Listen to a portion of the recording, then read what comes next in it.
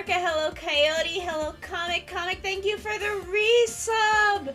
Hello, hello, hello, hello, how is everybody? I am still riding the high of Shin Ultraman. Hello, hello, hello, hello. I love you all so much, I do. I am dead inside, why? Hi, Ramses! Comic, why? Why is chat broken on OBS? God damn it, OBS. It's fine. It's fine, don't worry about it. I can look at it and mix it up. But hello! Hello! Oh, Comic. It's okay, I love you. I love you, feel better. We've got 10 eggs left to hatch. That'll leave us at 490. We'll do one more batch after that, and if we don't get it, I'm gonna do something. I'm gonna do something else. I don't know if I can take it after that.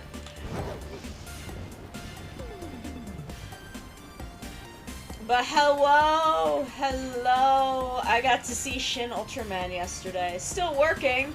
Nice. Come vibe with me while I run around in circles. Oh my god, it was so good. It was so good. It was so good. The pacing is wild. I would not say that you need knowledge of Ultraman to enjoy it. You just kind of have to be willing to accept the conceit of Ultraman. That is, big monsters happen, big alien man help with monsters. But the pacing is breakneck because you essentially watch an entire season of Ultraman in 2 hours. That is essentially how this movie is paced. Ramses, I'm glad you're doing well. But it's so good. It's so good. I'm so glad I got to see it in theaters. That was such a wild experience. I do not, because I have not seen Shin Godzilla, which I want to. But I never got around to seeing Shin Godzilla, so unfortunately I can't compare them. But the cast has incredible chemistry. There are a couple of familiar faces who do an amazing job. The cast is great. I'm trying to figure out who the biologist reminds me of. Because I don't know the actress. I haven't seen her in anything else. But the character reminds me of another character, and I can't place who it is. And it's making me... It's Enokita! It's Enokita from Kuga! That's who I've been thinking of for 2 fucking days! Okay, thank God. My brain... Y'all, I lost sleep last night over this. It's Enokita. Enokita's who I'm fucking thinking of. The lady from Kuga with the sun. I'm sorry, this has been bothering me since I left the movie theater yesterday. This has been driving me absolutely feral for the past, like, 18 hours. It's been driving me up a fucking wall. Okay, mystery solved. Mystery solved. Thank you all for allowing me to scream about that for a couple of minutes. But the movie itself is incredible. It's so good. This is gonna be a weird thing, but I really truly enjoy the sincerity of it, which, you know, that's a thing that I expect from Tokusatsu is sincerity, but it's so weird to sit in my local movie theater watching a hero movie and just, like, have it be sincere.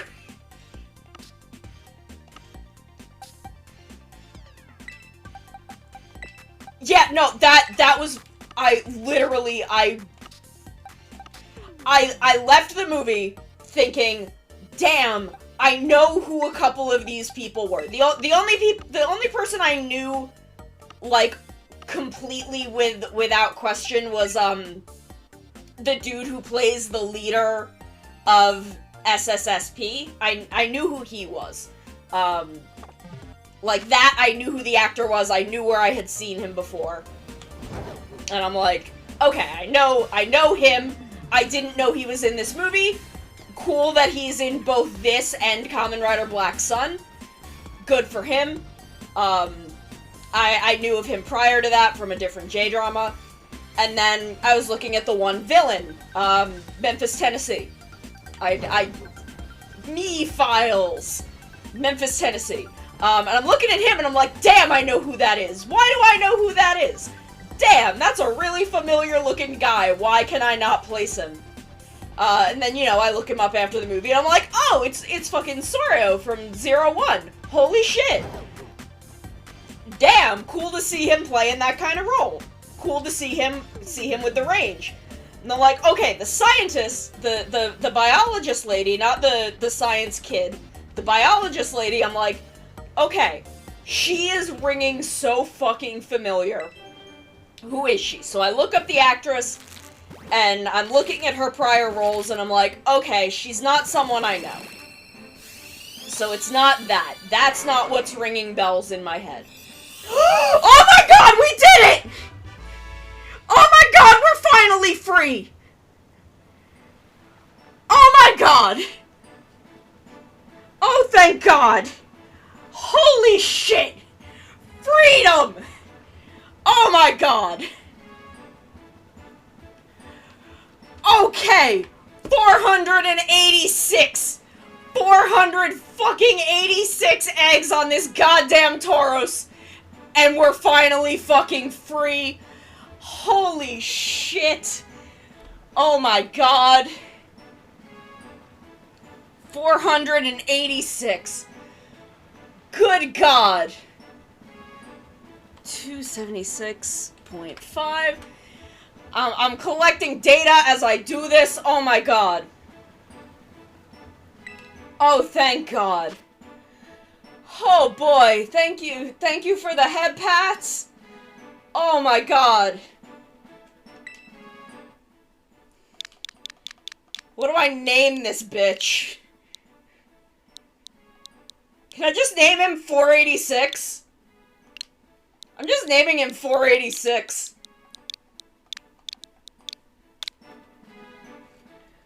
Oh my god, the freedom. We didn't hit 500! We did not reach 500! Thank god. Emotional damage! Accurate. Oh my god. Okay, well let's clear out these last 4 motherfuckers. What was I talking about? What was I was talking about the biologist, I think. I think I was still talking about her. So, you know, it's just, I had this mental image in my head of Enokita. Like, there's a shot of Enokita that I was, like, thinking of, and I couldn't place it. Oh my god. Holy shit.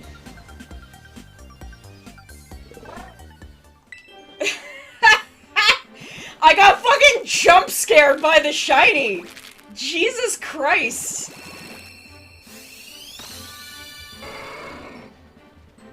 I got jump scared. Okay. So what we're gonna do next. What we're gonna do next is gonna be a 2-for-1 special of hunting. 2-for-1 hunting special. we're gonna do Dunsparce. We're gonna shiny breed Dunsparce. And then, once we get it, I'm gonna go through the off-breeds, the excess breeding, and I'm gonna evolve them. And we're gonna hunt that 3-segment Dunsparce. We're gonna do a 2-for-1 here.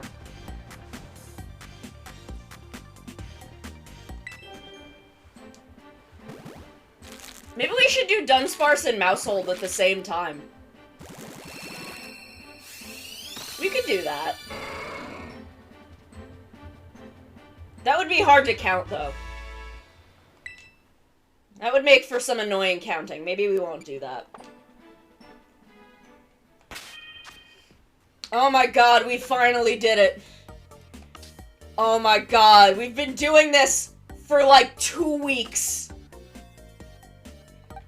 Do any of these have amazing stats? This is my box of amazing stats. Are any of them impish? We got an impish.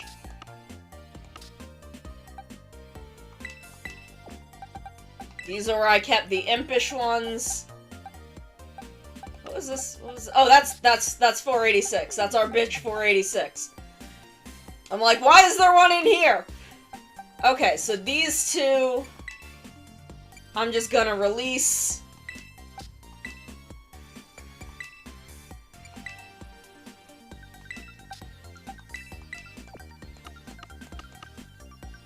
Oh my god. Oh my, if I had gotten a goddamn second shiny one out of these couple of eggs, I would have gone absolutely nuts. I'd been like, no fucking way in hell. After that many eggs. Oh my god. Okay, so where's a Dunsparce? Let me swap my Ditto back in.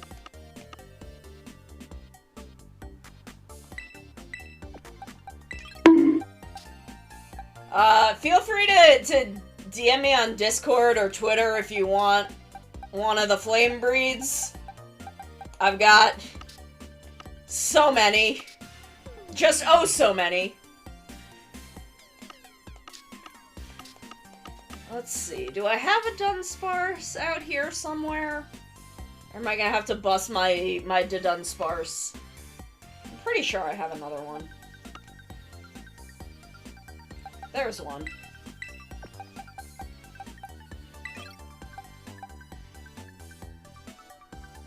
Yeah, oh my god. I have been shiny breeding this goddamn Tauros since 2022. I have been shiny breeding this damn Tauros for so much. Yeah. Oh my god. Oh boy. I hope I didn't scare my mom and my cats with the screaming that I just did. Okay, so I'll release these. You can see I have done two successful shiny breeds thus far. And, you can see the vast difference in how many eggs they both took.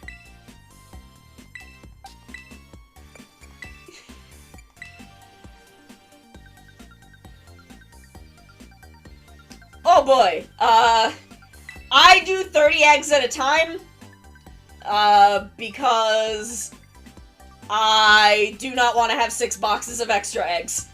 So I do 30 eggs at a time. I can reset my counter. Oh my god. Oh, I have to get a Dunsparce image. I have to go get an image of Dunsparce. I didn't plan for this. Let's see. Dunsparce.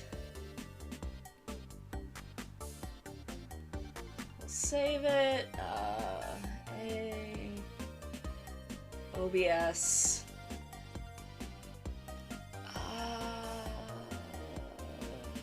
shiny. Oh, I have to get a shiny Dunsparce image.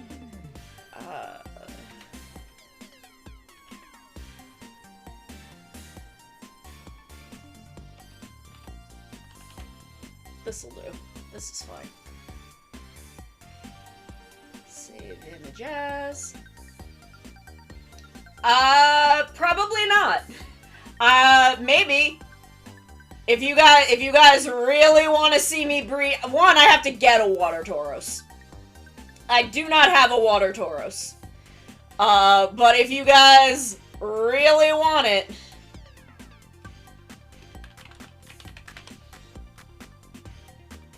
if you guys really, really want it,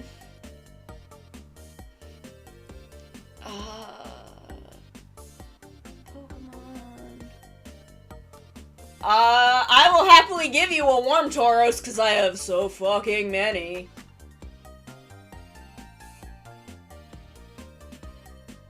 Y'all are free to, like, DM me on Discord or, Twitter if you would like a Flame Breed Tauros, because I have so many. You can do !Discord for the Discord link, or, you know, I'm Sonamikon on Twitter. You can just hit me up. Hit me up and I'll handle that. I don't wanna... I wanna get the next ball rolling, so... Should I just do it now? I don't know.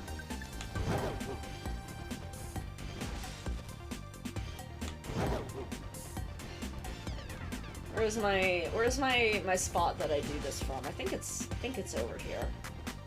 Is it this one? No. So it's the next one.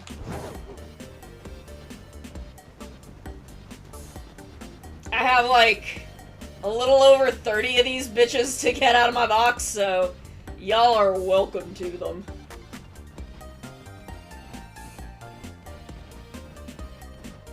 But now we're doing a 2-for-1. I have to change my title now. Stream information.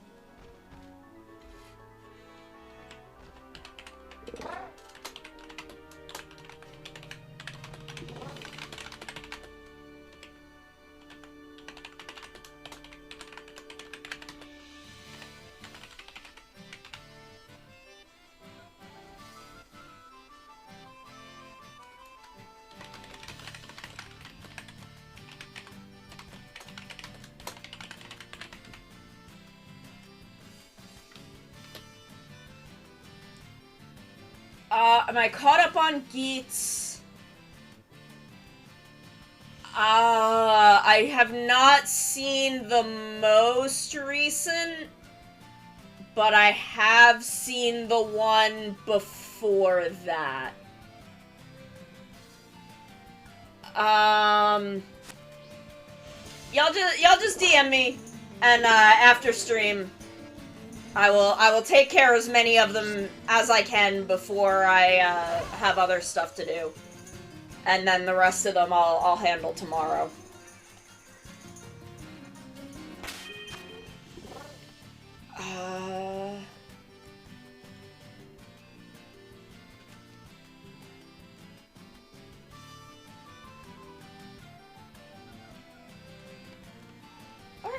I don't know. Should I do it now? You know what? I'll do some of them now.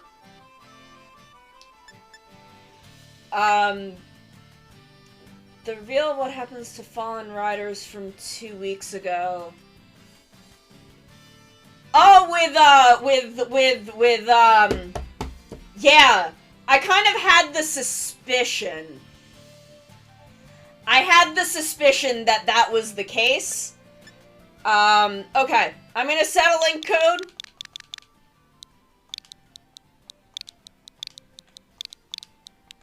I'm gonna set my usual on-stream link code. So it's 42069 420. It's 42069 420. If you want one, you come on in. I'm gonna give away the impish ones first, and then the amazing stat ones. So it's gonna be impish ones until I run out of those, and then ones that came out with amazing stats. Please only do this once.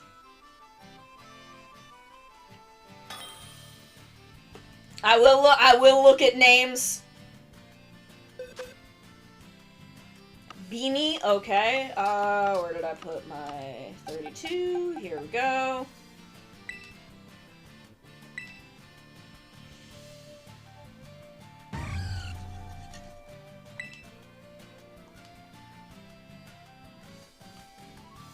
I want to give everyone a chance to get one.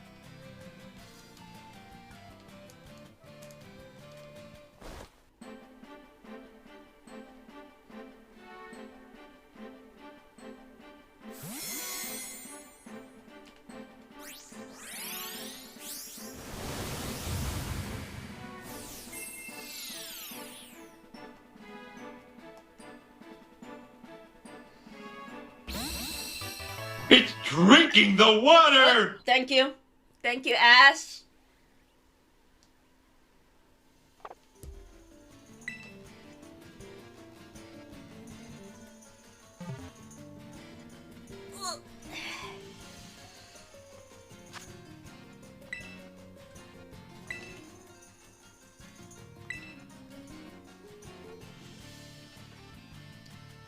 Again, 42069 420 is our link code if you would like a Flame Tauros. I have so many. So many. So many.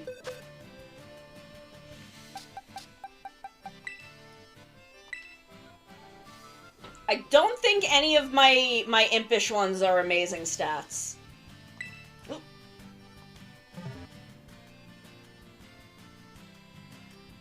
I said I would look at names, and then I didn't.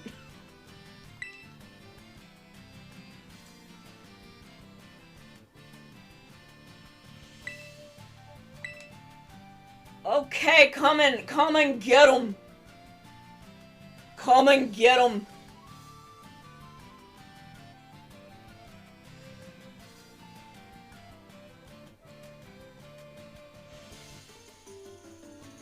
I am curious, because I am keeping track of my averages. Yes, my Ditto is German.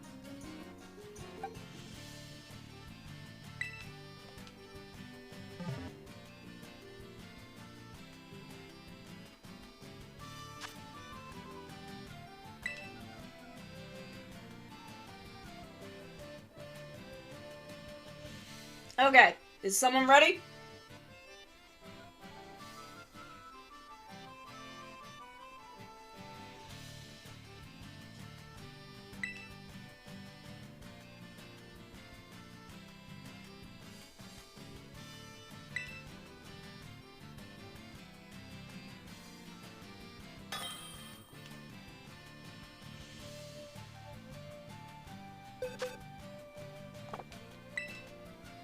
Beanie, get out my code.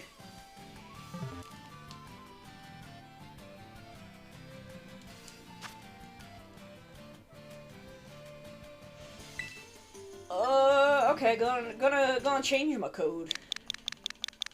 Gonna change it.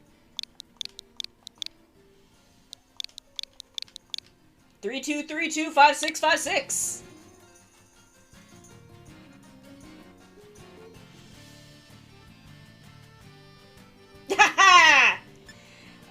32325656. If you want a Flame Tauros.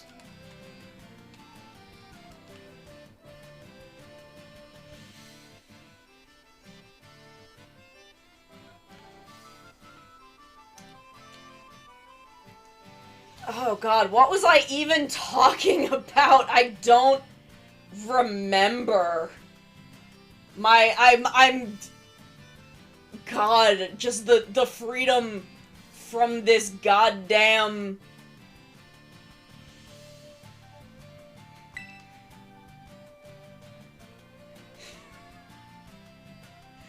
Jesus Christ.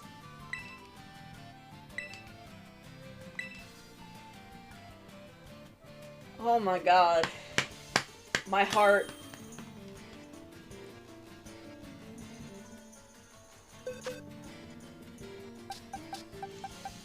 Here you go! Get your Tauros! Get them right here! Get them while they hot! Get them while they hot and tasty! Hot and ready like a pizza!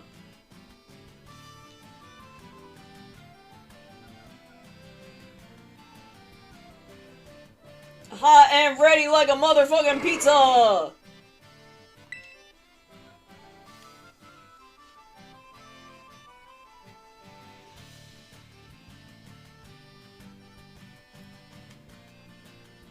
It is. This is me. You can see the name up at the top, but you can also see it on screen, because it's me!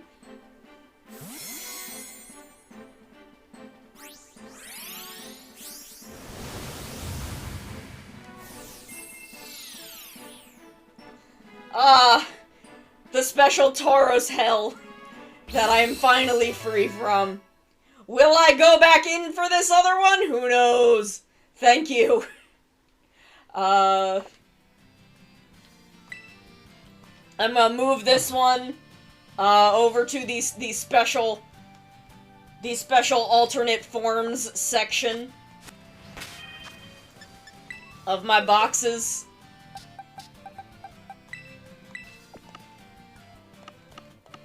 That's 4, so he goes right here, I guess. What is this? What is this space for? Oh, it might be for Tandemouse. The other Tandemouse form. That's fine.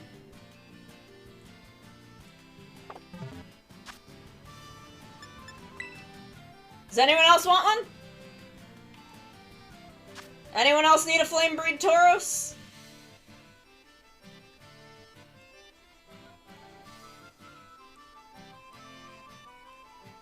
No, the blue parrot would be in the normal lineup.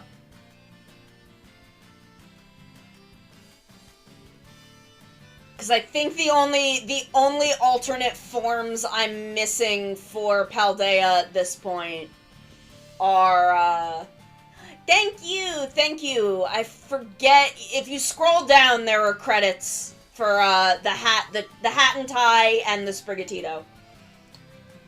Because Sprigatito is my baby. I forget the name of who did these, but it is down below if you scroll down to my credits panel. Oh, look at me waving!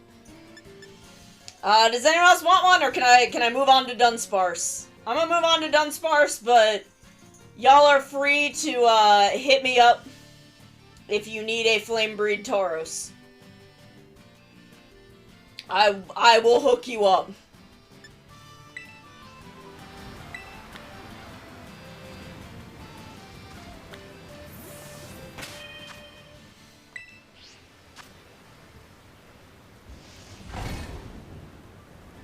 I will get you all hooked up. I have so many of these little bitches.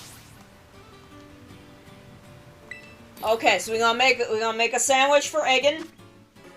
Let me reset my egg counter.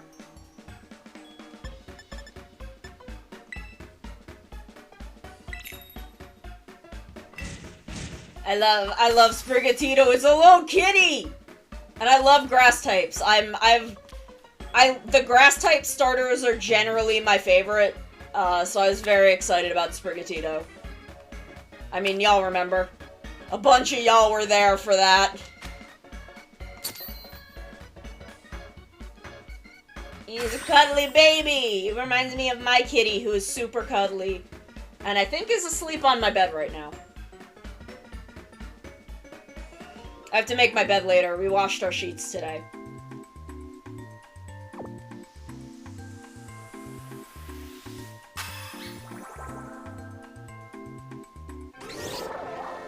Yeah, most of the time I start with Grass Starter. There have been a couple of times I did water starter, and in blue originally I did Charmander because that's what all the cool kids did. When I was a wee baby, all the cool kids started with Charmander. So I started with Charmander even though Bulbasaur was my favorite. But I think when I did my second round and played Red, I started with Bulbasaur. Piplup and Popplio are the two water starters that I've used. I love Bulbasaur. Ivysaur is one of my favorite Pokemon. So, I love Bulbasaur.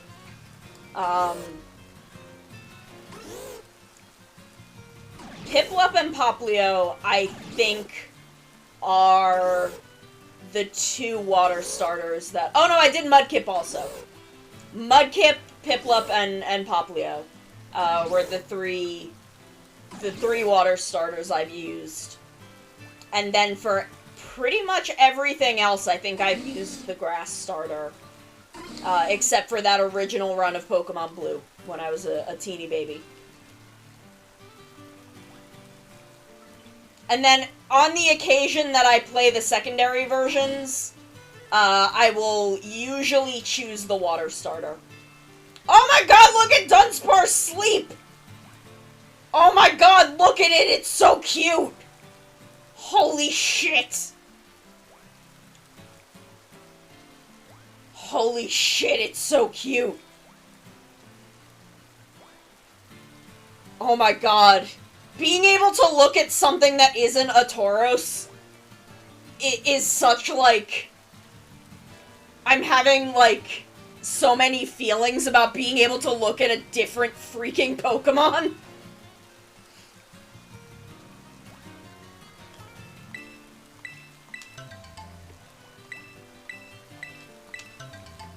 I want a big, like, Dunsparce beanbag that I can lay on, or, like, a big Dunsparce, like, body pillow. Just a huge Dunsparce that I can just lay on, because it looks so comfy. Oh my god, look at Dunsparce. Look at it! It's so cute! It's all curled up! And then I'm gonna take all of our extra Dunsparce, and I'm gonna evolve all of them. I don't know if that's a thing I'll do on stream, but it is a thing that I'll do to try and get a 3-segment. And possibly to try and get a couple of 3 segments, for friends, and, for someone who is helping me with my alchemy situation. Because fuck alchemy!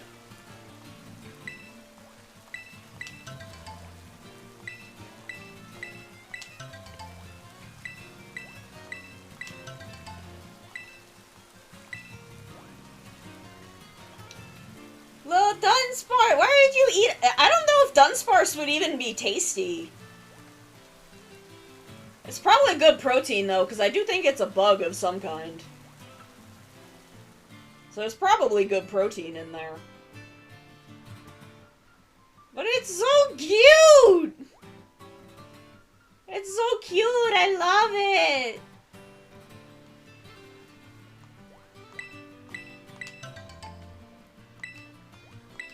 Okay. Oh my god, it's so invigorating to have that counter back down at 0. I'm not much into lobster, but I do like, I do love tempura shrimp. I do love a good tempura shrimp.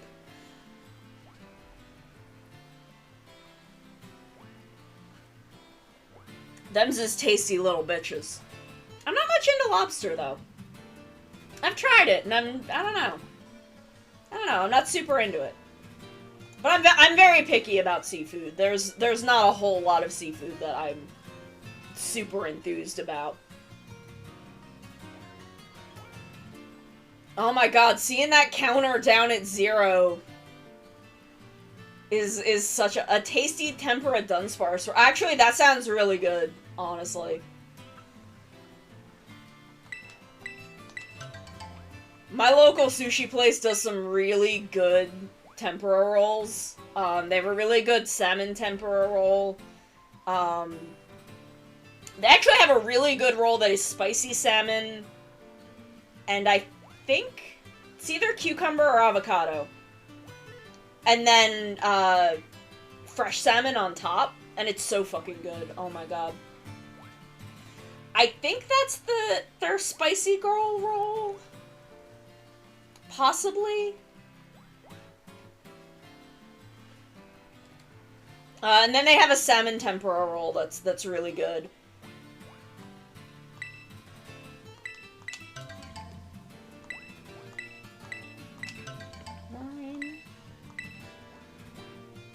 Oh my god, look at Dunsparce is so cute when it sleeps. I just want to hug it.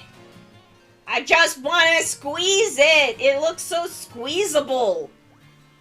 It looks so soft and squeezy. It's so cute. It's so cute.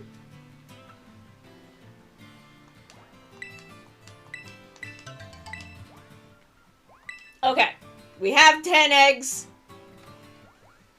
We're going to just vibe. We're gonna vibe for a little bit. Shin Ultraman. Shin Ultraman. Where was I talking? What was I talking with Shin Ultraman? Oh, I was vindicated. I felt very vindicated at the end of the movie. Spoilers, I guess, for Shin Ultraman. Though this is gonna be very mild because it's less about what happens and more about the subtitling choice. Because right before the final incident, the Akari, was her name Akari? The main lady looks at the dude who is Ultraman and is Iterashai, and he doesn't say Itekimasu, he says kind of a different variation on it that I assume is maybe more formal based on how the character talks. But, you know, then the final conflict happens, and the last line of the movie is, Okaeri nasai. And instead of... Or no, Tadaima. Tadaima? I forget which one is which. But, you know, he wakes up, he's on the ground, he wakes up, and the main lady, she says, Okaeri nasai, or Tadaima. I think it's Okaeri nasai. And it's subtitled as Welcome Home. And then they cut. Hard cut to the credits. And I'm like, I was already like emotionally fucking buck wild. And like my head is in my hands, I like lean forward. And then I give it a couple seconds and I rock back and I turn to Suri and I'm like, I feel so fucking vindicated. Cause that is my one hill in subtitling Japanese media that I'll die on. Is for emotional reunions, it should always be home instead of back.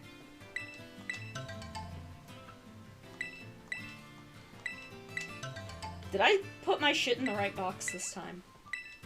I don't know if I did.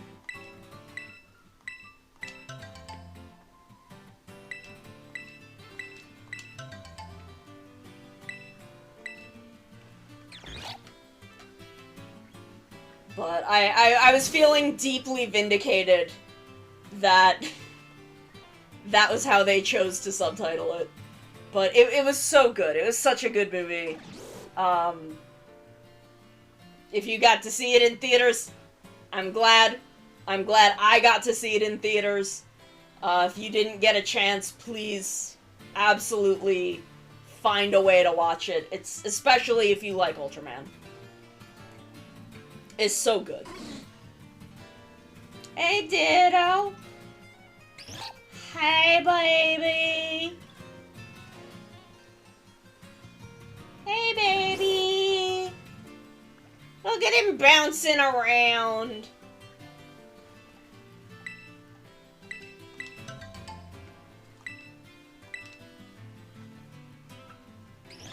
Oh my goodness. Damn, I'm feeling good now.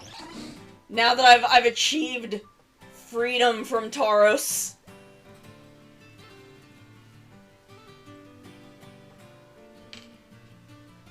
Maybe after Dunsparce we'll do Tandem Mouse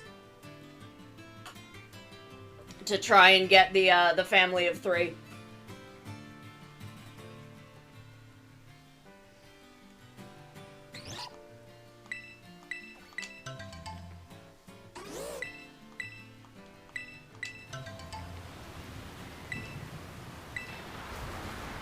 Oh no, why does it always rain? Why does it always rain when I'm shiny breeding? Okay, Comic, you have a wonderful rest of your workday. You take it easy, you'll be safe. I will be here getting these funky little dudes. Breeding these funky little dudes.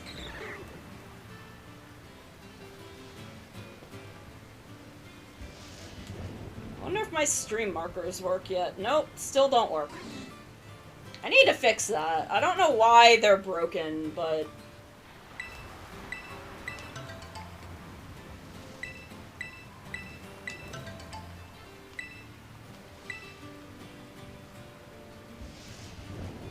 I really need to fix it or find an alternative because it's... I miss being able to easily clip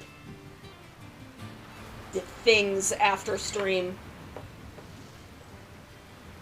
But thankfully the shiny Tauros was like 15 minutes in, so it'll be easy to go back and clip that.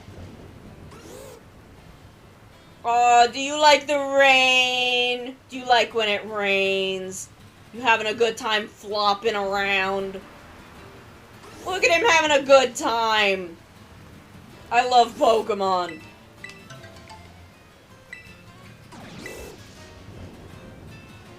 Pokemon? I wish I could remember where that's from. Oh, you sleeping by the basket? Keep the eggies nice and safe. I love Pokemon so much.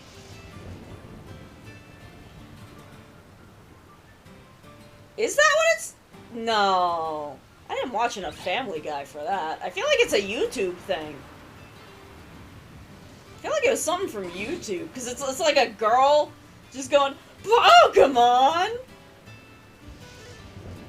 I don't remember what it was, though. I might be wrong. I don't think it's Family Guy, though.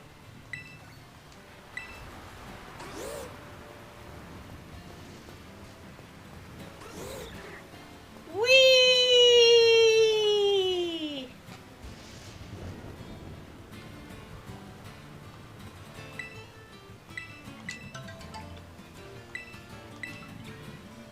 Aw, look at him! He's so happy! Do you like when it rains? I guess that would make sense if you're a little shrimpy boy. Oh my god, it just curls up! It's so cute!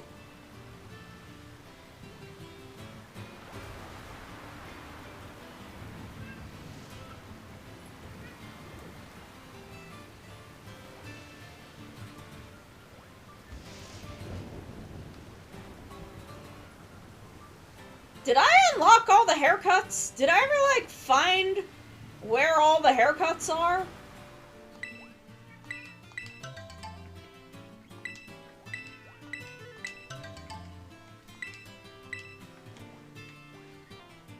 Unfortunately, there's not, like, a good long haircut to, like, really emulate my hair.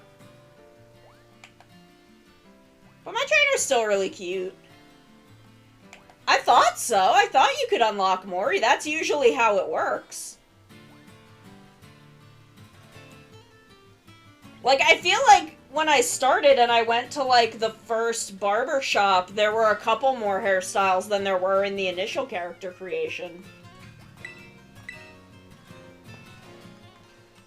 And I thought that there would be more, because I feel like I remembered seeing some that, like, weren't in there, but...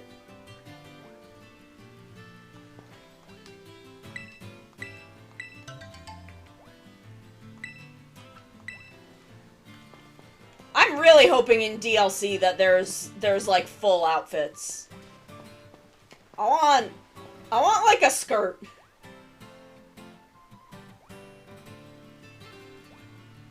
I want a skirt like really badly.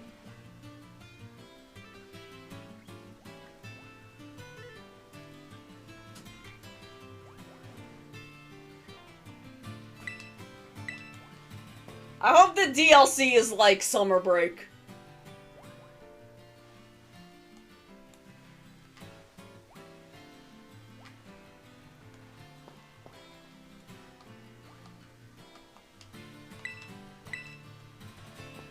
Come on, I need 3 more eggs. 3 more eggy.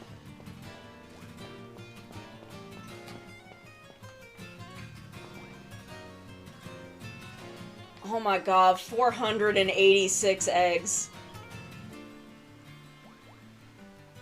Fucking Tauros, man.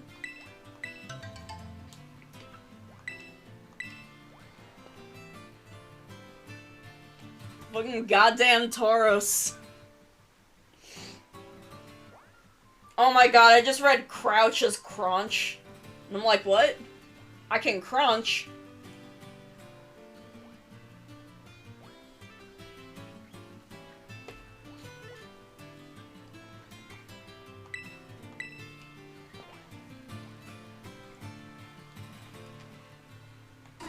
I wanna wash my Dunsparce.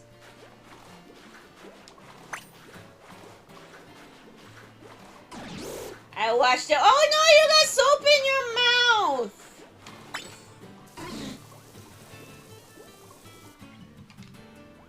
Aw, sparkly clean baby.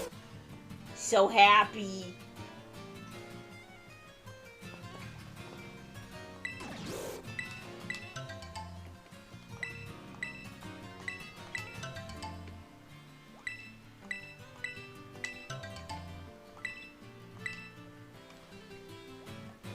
Okay.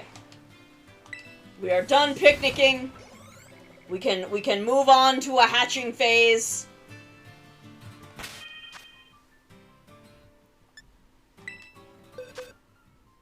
No, those are it's my picnic and my eggs. It's my eggs, I swear!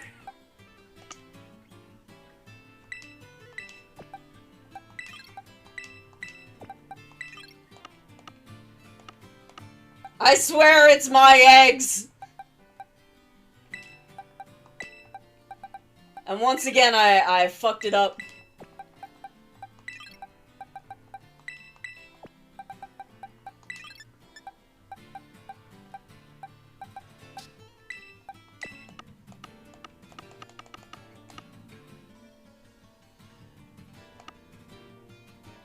Okay, so most of them are fine. It's just gonna be this, this other little group of 4.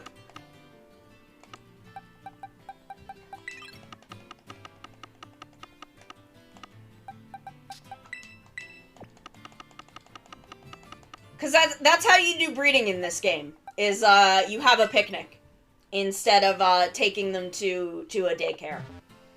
Which I like, because then I can just, like, vibe, get 30 eggs, and then go out and, like, I can get 30 eggs all at once. I don't have to, like, get an egg, like, wait for that egg, get it, and then wait, like, run around waiting for another egg. This is a much more enjoyable, system to shiny breed in.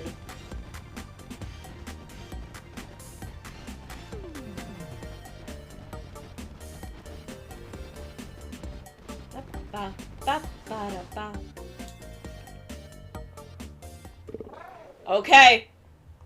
Hunt begins. First egg of a new hunt. Always a good time.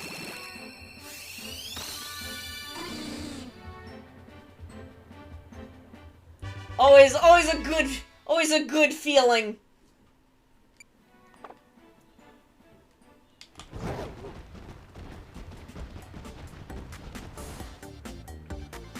Always a good feeling to start on a new hunt.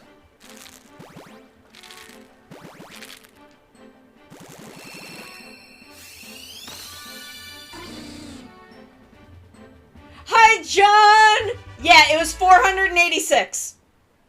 486, Tauros eggs before we got the shiny. Now we're doing Dunsparce so that I can, 2-for-1 this and start doing the 3-segment Dunsparce hunts.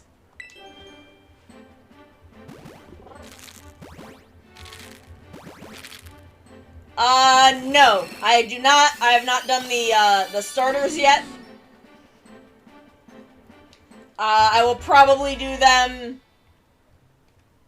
They're determined either no one guessed the amount of eggs for the last one, so it's determined by what I feel like doing. But, I do accept guesses for, how many eggs it will take. I released a bunch. I have a bunch to give away, if anyone needs a Flame Breed Tauros. I have a lot of them.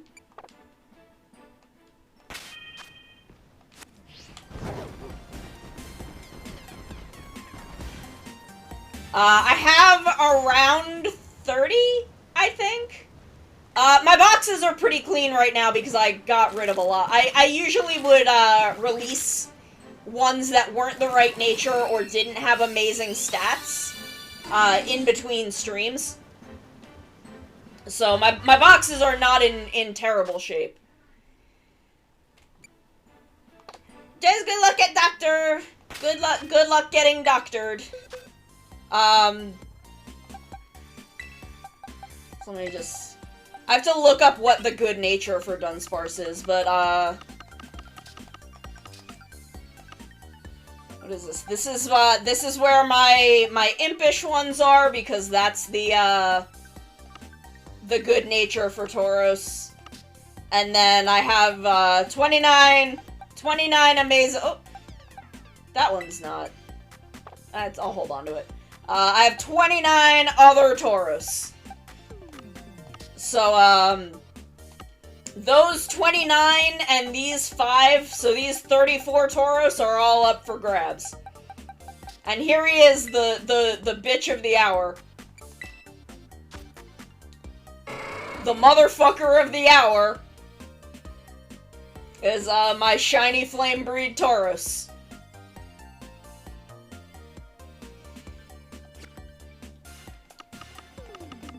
So let me go back and grab my eggs.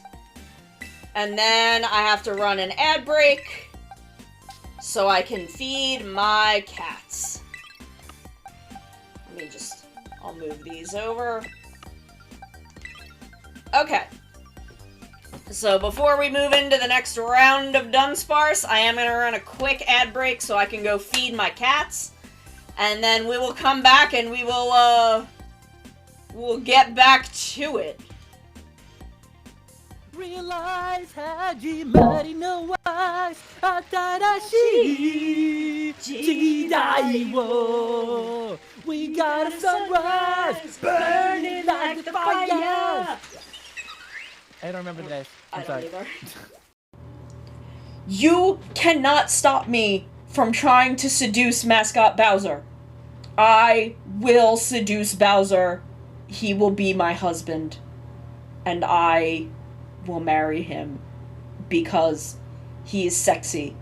And then I will make him into Bowsette, who is also sexy and can step on me. Thank you. And like, my friend was like, oh, I saw this booth that had all these grahas, and like pointed me toward it. And I went up to them. I went up to this booth. And I looked at them. I looked the artist dead in the eyes. I looked him dead in the eyes and said, give me every graha you've got. And they're like, are you sure? I'm like, yeah. I want all of them. Wow, gee, thanks! Now I can call anytime whether anything's up or not. I hate telephones. This is why I don't answer my phone ever, because people are just like this. You know, just to chat. No, don't fucking ever talk to me. Don't even look at me.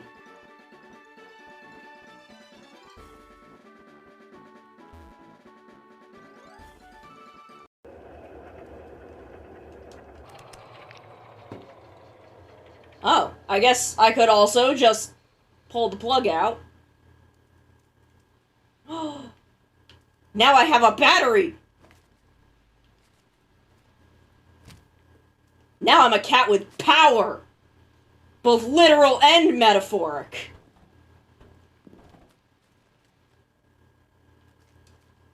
Oh my god, he wants to kill you! Sono, get away from him!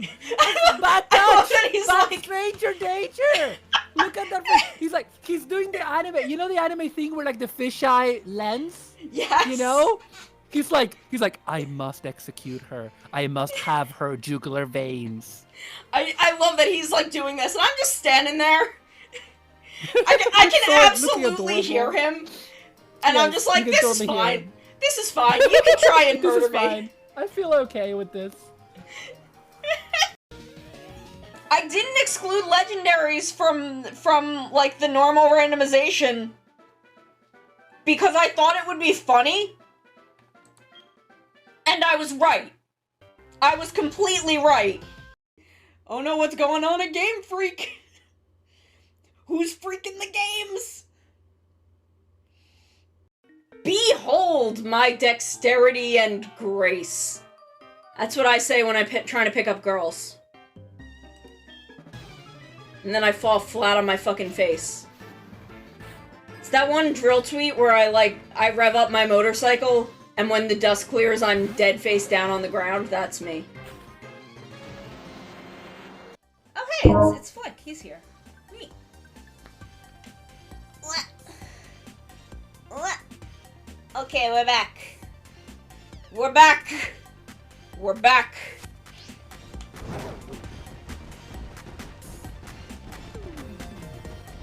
So we are on to our next 5 eggs in the Dunsparce hunt.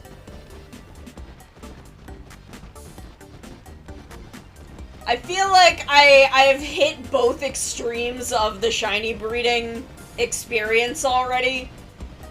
Where like I got Azurill in 67 eggs, and then I got Tauros in almost 500 eggs. So I've already encountered the absolute emotional spectrum that this hobby has to offer.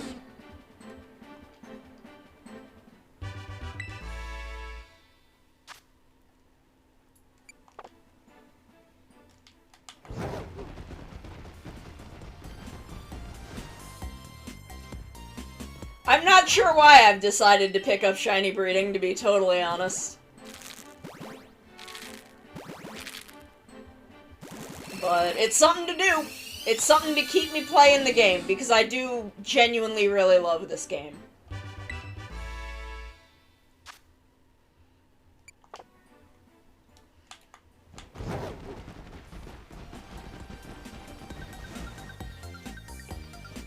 I do really, really like Scarlet and Violet.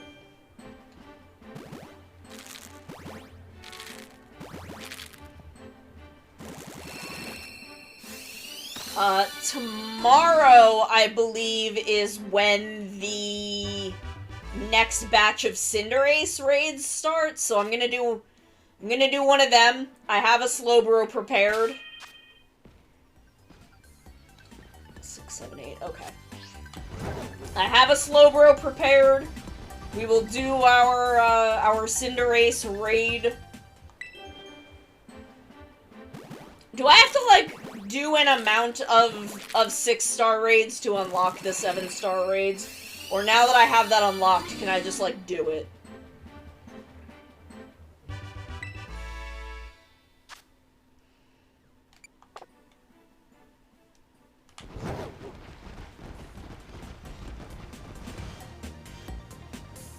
Cause, like, I'll grind 6-star raids if I have to and, you know, do the clock resetting and whatnot.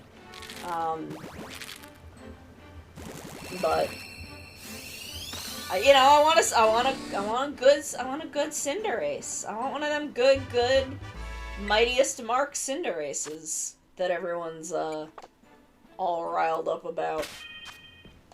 I wasn't prepared for Charizard. Oh, I should save. Good lord. Imagine not saving after 486 eggs. Okay, I've done some 6 stars, but I don't know, like, how many I've done.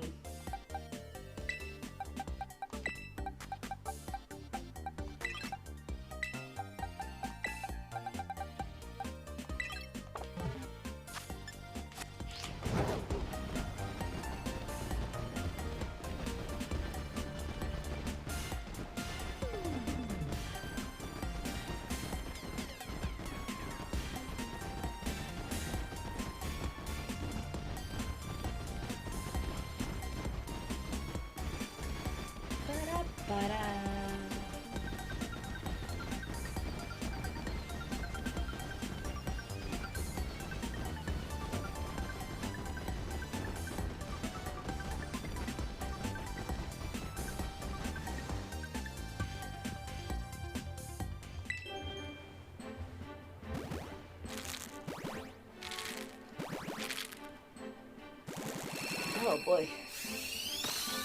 I'm all like... The adrenaline rush of finally getting the shiny Tauros is wearing off. And I'm like, oh my god, I wanna like sleep for 4 years.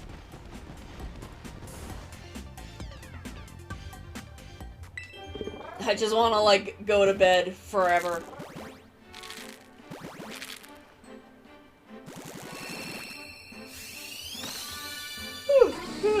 Excuse me, like, I'm literally, like, really tired now.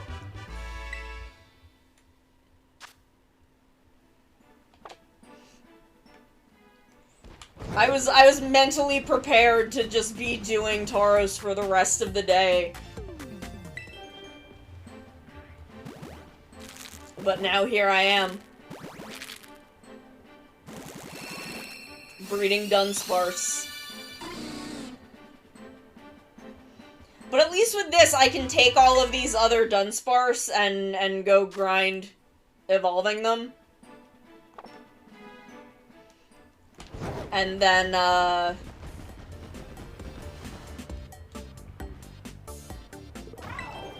can get rid of all of the 2-segment Dunsparce. Who knows how many 3-segments I'll end up with, but I will happily distribute them to some folks. Whew. Like, I was already very sleepy today because it's, like, very dreary out. It's, like, very overcast. So I'm already, like, I've already got sleepy bitch disease. And now, like, I had this huge adrenaline spike that has now worn off, and I'm just like, sleep forever, maybe? Sleepy baby?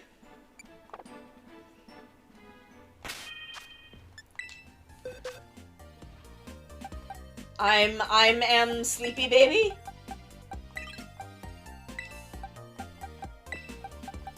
What's the best nature for Dunsparce? Does anyone happen to know that? Or can, like, look it up quick for me?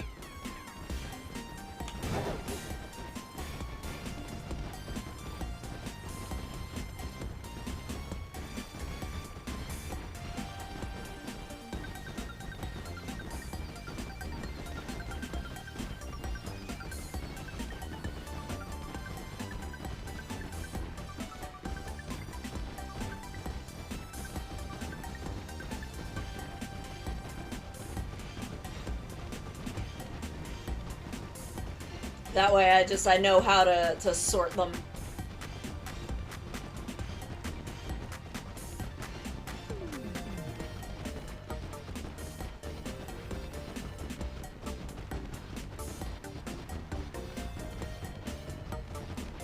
Adamant. Okay, thank you.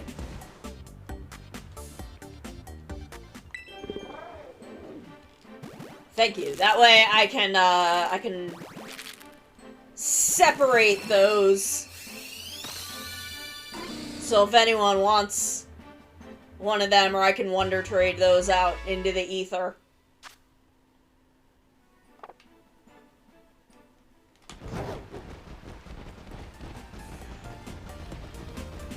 Whew. Just put some good vibes out there.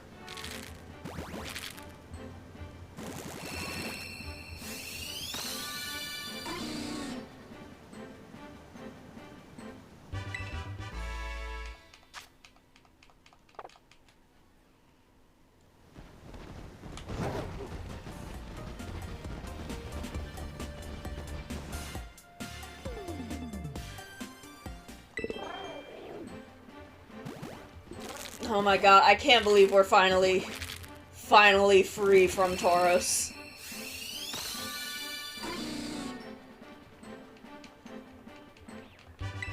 We have finally freed ourselves from purgatory.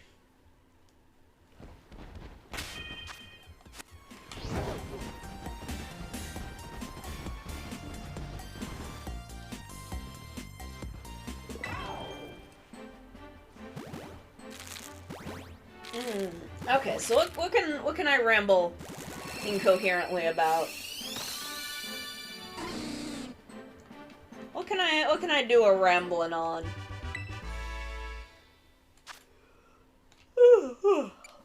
Excuse me. Excuse me.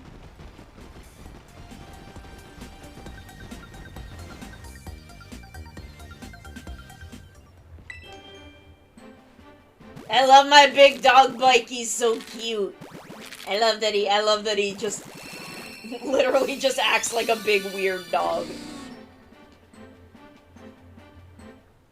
He's my big funny doggy.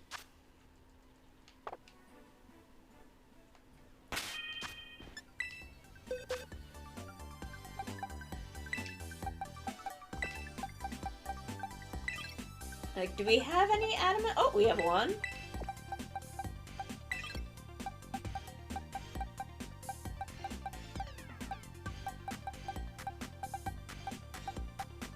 Oh, damn! We actually have a couple of them. We have 3 so far. Nice.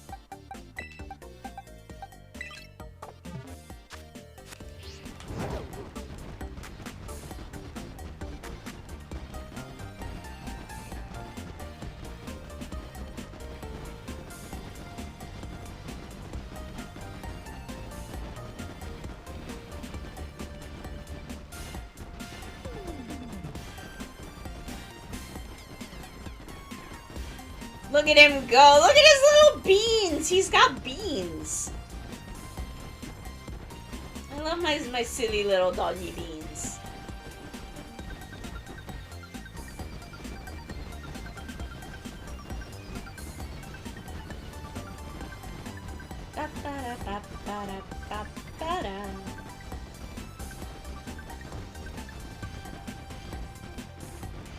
Oh, everyone's just like so used to me running this lap. Everyone in the city is just like, yeah, this is just the thing that happens. The champion is just here hatching eggs. We don't know how to get rid of her. No one can do anything about it.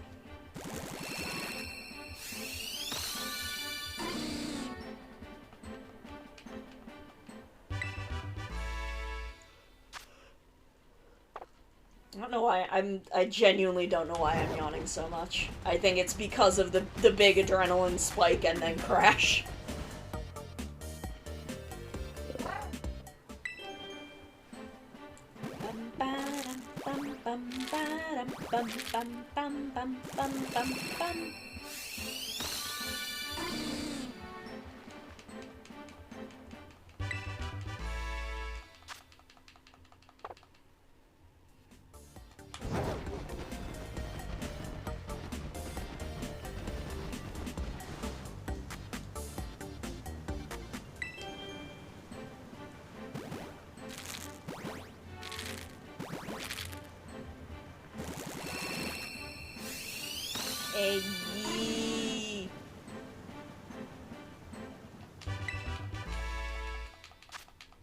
I was like, what if I spin around it and when the light clears, it's pink? 23 eggs in. I don't know if we'll ever get any that are this quick.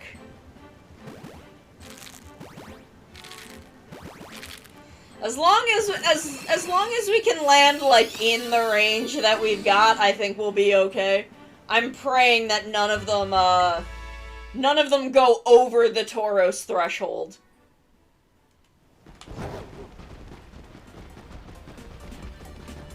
I don't know if we can surpass the Tauros threshold. I don't know if that's emotionally, I don't know if that's a toll that that I can take.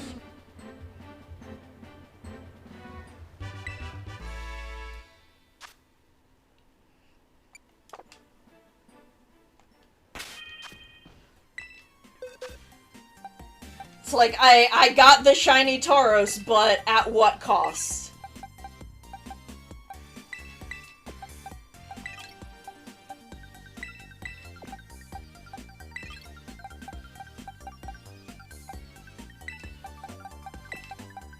At what cost?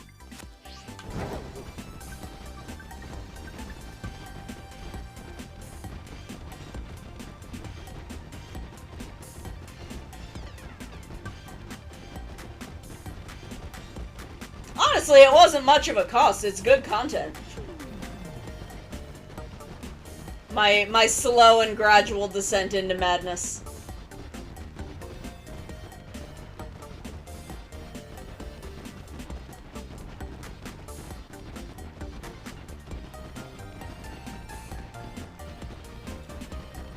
Like, the thought of having to surpass the Tauros threshold a second time as I crash into a light post because I'm not paying attention to where I'm going. Ah, Ayano! I love her! She's so cute. I wanna be a cute VTuber gym leader.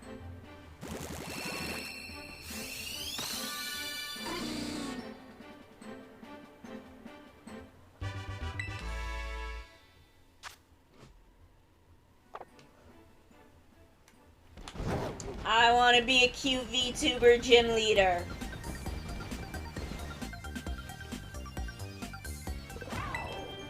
I don't know, my heart says I would be an electric type gym leader, but let's be real, I would be a poison type gym leader.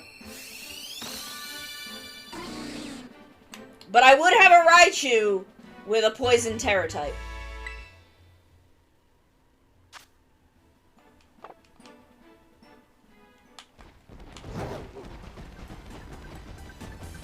Because I always have to have a Raichu, it's important.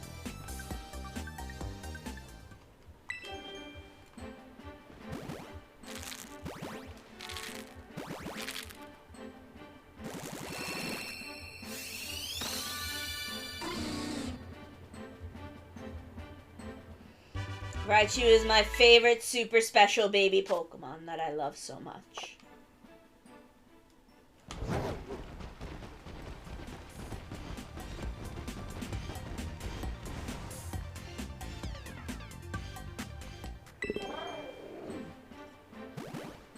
I love my super special baby Raichu, who I love. She wouldn't have any poison moves, because I don't think there are any poison moves that a Raichu can learn, but I'd still have her, because she's my special baby.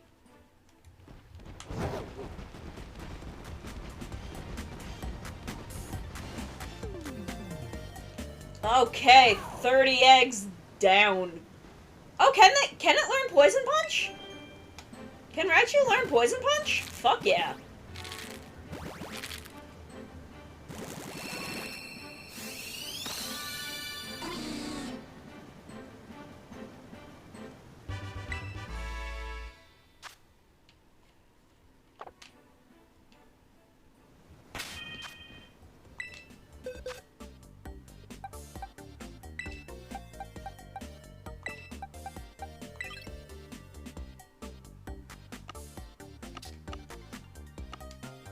Okay, let me make sure. Because I thought I had 31 eggs.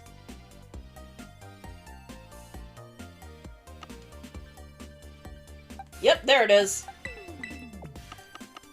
That's okay. We will put this egg in here.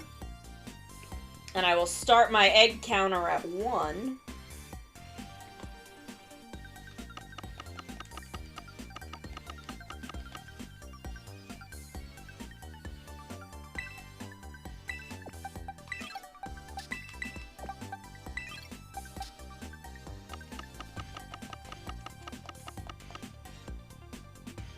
$16, $16.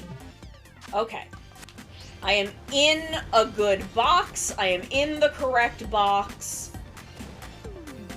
We'll just go from over here. This is fine.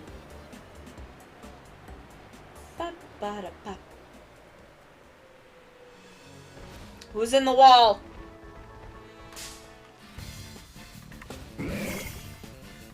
It's a Grimer.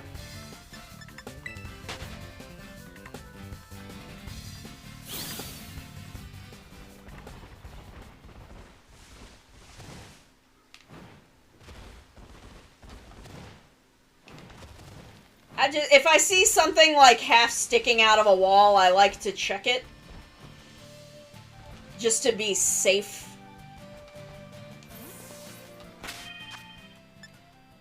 Okay, back to picnicking.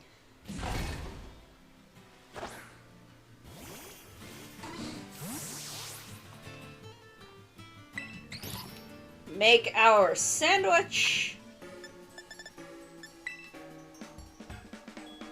I need to buy more picks. Could it? Because that was where my original, best #1 Raichu was. Okay. That's a shame.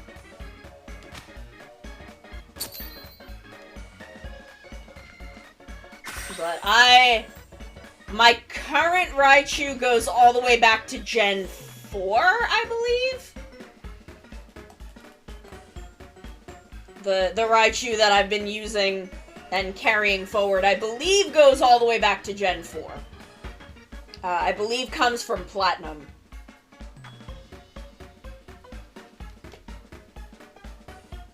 And then, I think most of my really, like, core team Pokemon were from Gen 4. Either Platinum or Soul Silver. One of the two.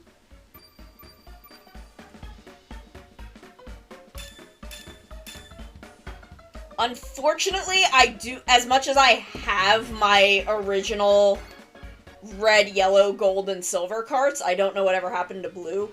But I have them right here, but I think all of the batteries in them are dead, so I don't think any of the save files are still in there, because they're million-year-old cartridges.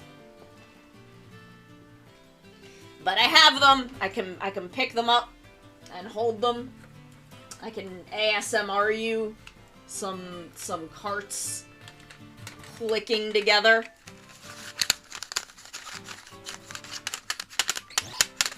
It's my my original Gen 1 and 2 Game Boy carts. I wish I knew where my copy of Pokemon Blue was. I wish I had any idea. I do not know what happened to it.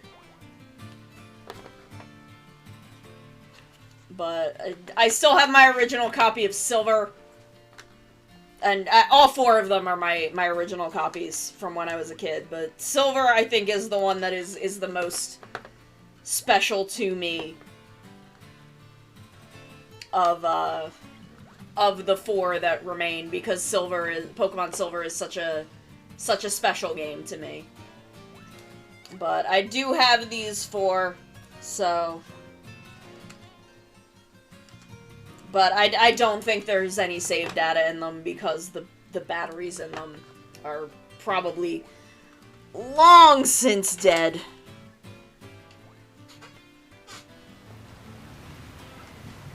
but I could go into home and show you Pokemon that came from Gen 4. You can TM Toxic on Raichu from Gold all the way to Sun and Moon. Oh, interesting.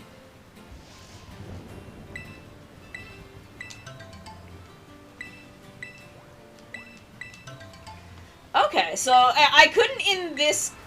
It's a shame that, when I could finally, like, Terra-type Poison onto Raichu, I can't give her the Poison moves that she would learn. That's a little bit of a bummer. But in my heart of hearts,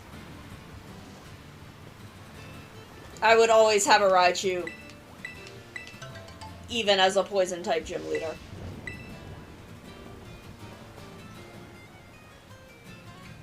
And give her a couple Poison moves. The Raichu that I have now does know Grass Knot, because that was meant to combat Rock and Ground-type Pokemon, because they're usually very heavy. And I think... Is Ground weak to Grass? Or is Grass weak to Ground? I don't remember. But it definitely... I'm gonna look that up real quick.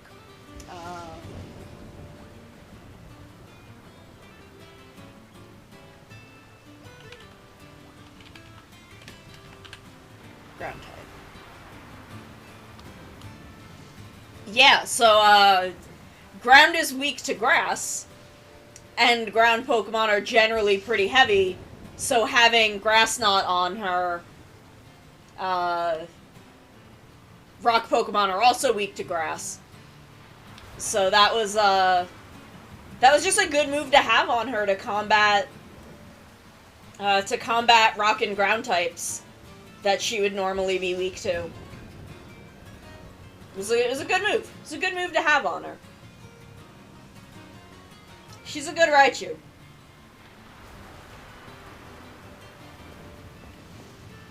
Dunsparce keeps sleeping by the egg basket. It's so cute.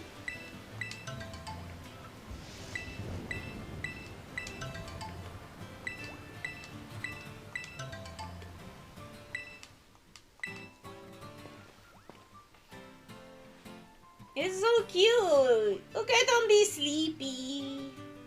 So cute. What was my normal team? It was Raichu, Absol, Gardevoir, Dragonite? I think Dragonite came from Soul Silver. What else was there?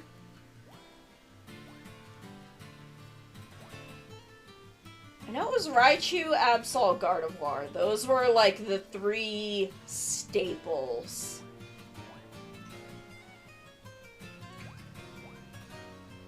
And I think the others I would kind of adjust as needed.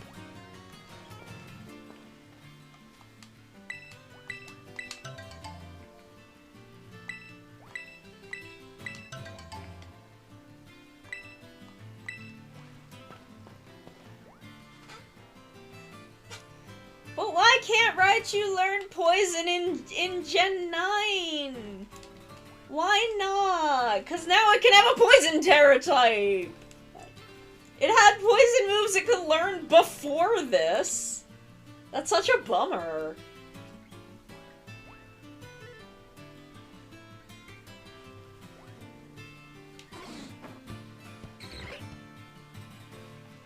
Are you gonna go play with the ball?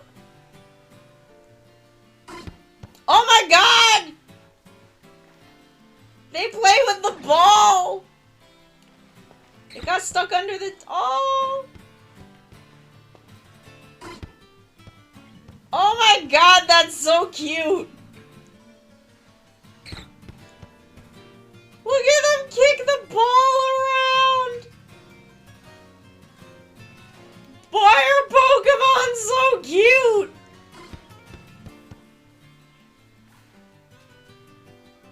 They keep kicking the ball. Oh!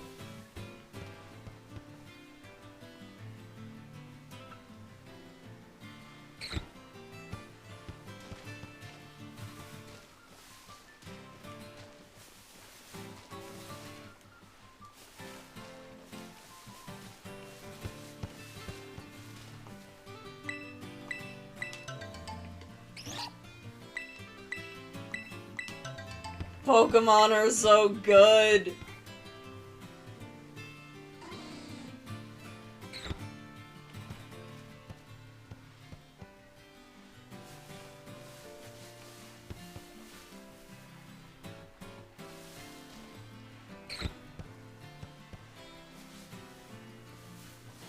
They love their little ball! Oh my god, I love them.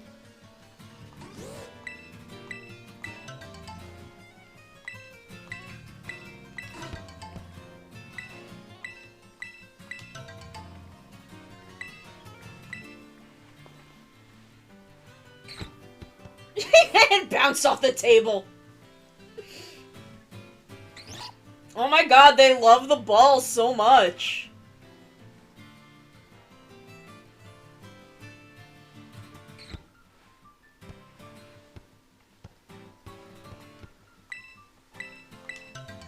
Does the ball make eggs happen faster? Because I feel like they're really going for it.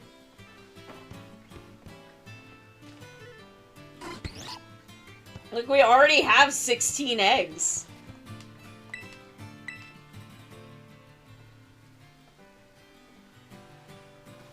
Are y'all just having a good time?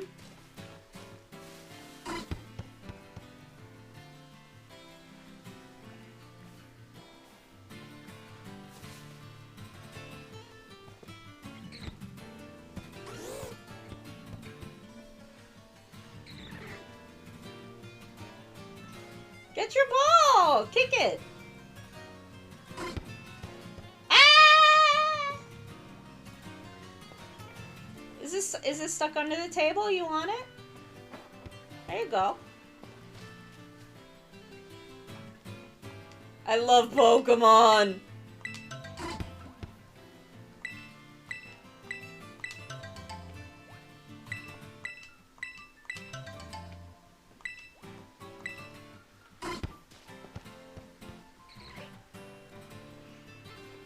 They're so cute!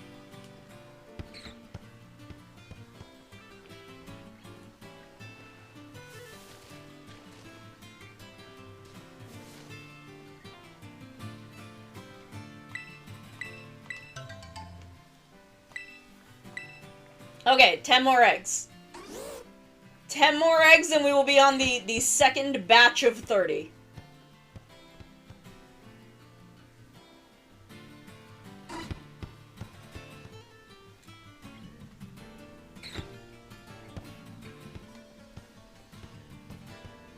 They love their little soccer ball!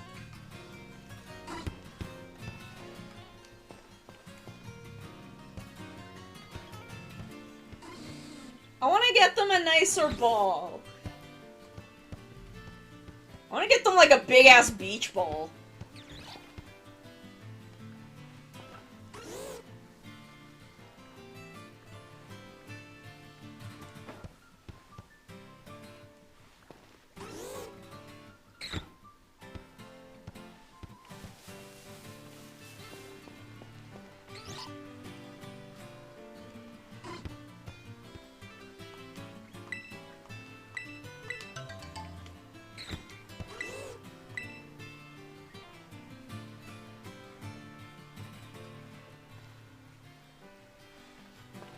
They keep getting it stuck under the table.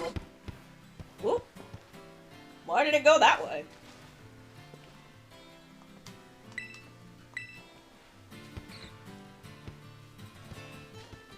Dunsparce, go get it! Go get your ball! Oh my god, why are Pokemon so cute?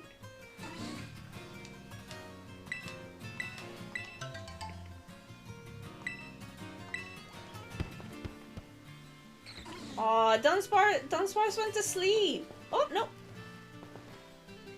Woke up when he heard the ball.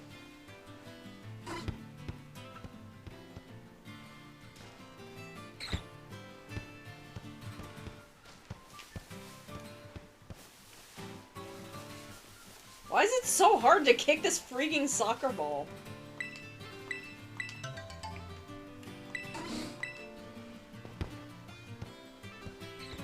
Dunsparce wore himself out. Wore himself out playing. Ditto ain't done though.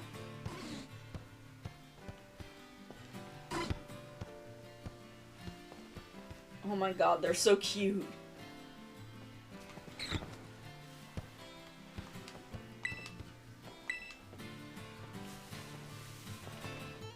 Dunsparce, you need to go around the table.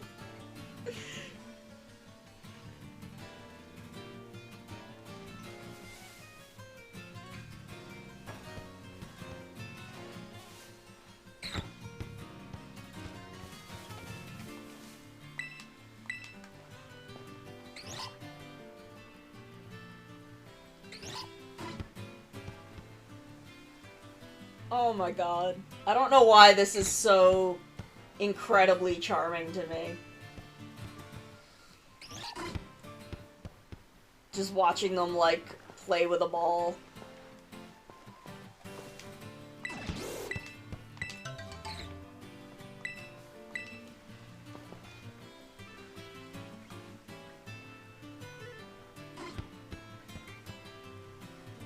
Is it, like, bouncing weirdly off of... Because sometimes it just goes right through the grass. But it seemed like it was, like, hitting grass in a weird way. For part of that.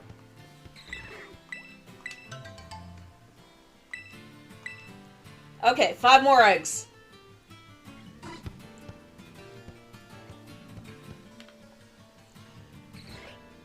Whew.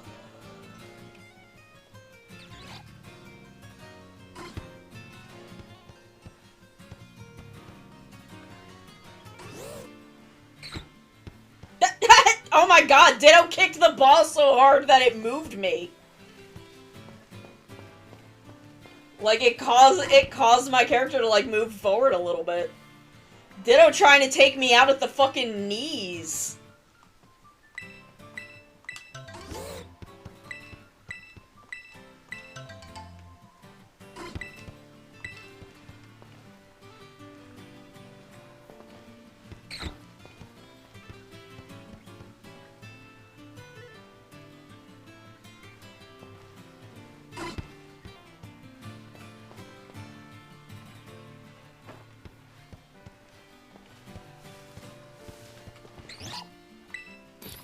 Oh, nope.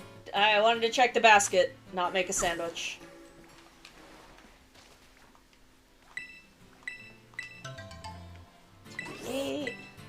Okay, 2 more.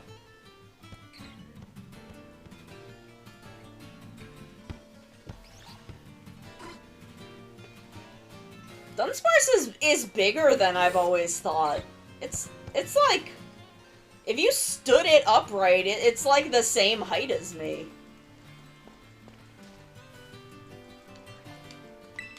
I don't know why I thought they were, like, smaller than that.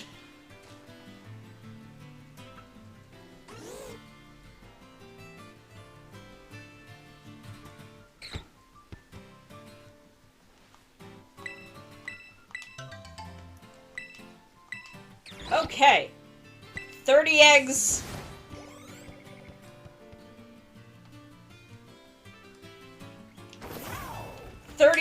Get.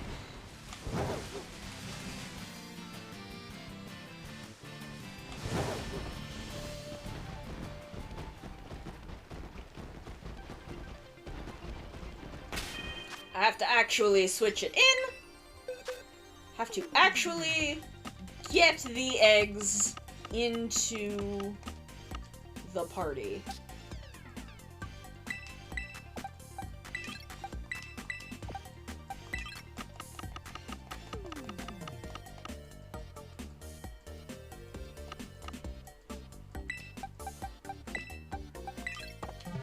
Okay. It's Dunsparce time.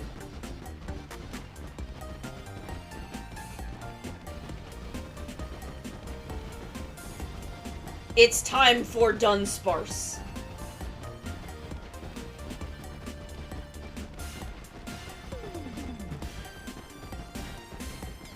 So if we're gonna beat our record for Azurill, it would probably have to be in this batch. This batch of 30.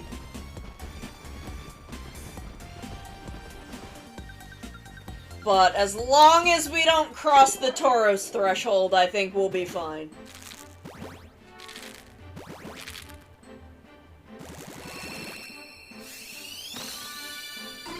God, it's only 4:30 and it's still... I don't know if it's, like, getting dark or if it's just because it's so overcast today.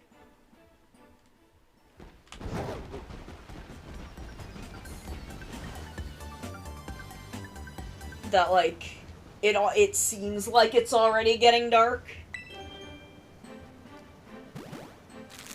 I hate winter.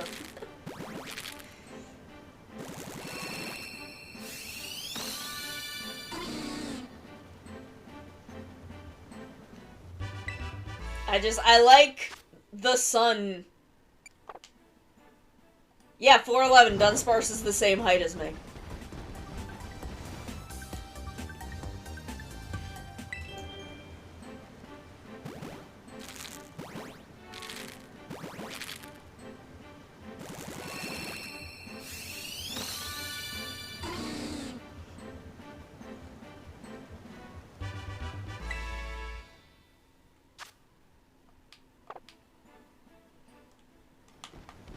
How is it that big and it only weighs like 30 pounds?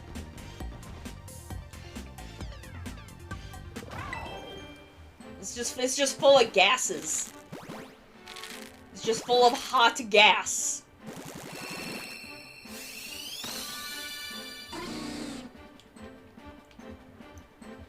Little bug, eat hot chip and lie.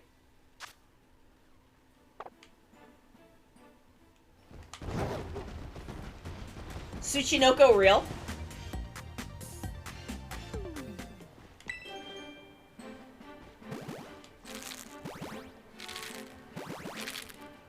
I love Tsuchinoko because it's definitely someone just saw a snake that had like eaten something and was like, Tsuchinoko real? Why snake? Why snake like that?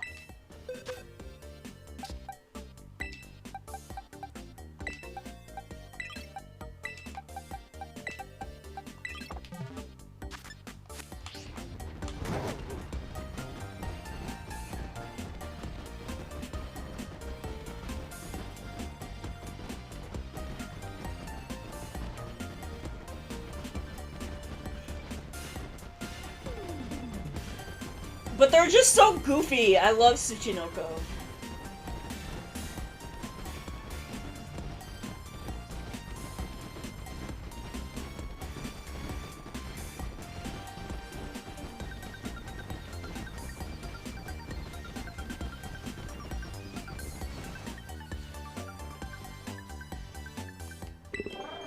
Ba-bam-bum-bum.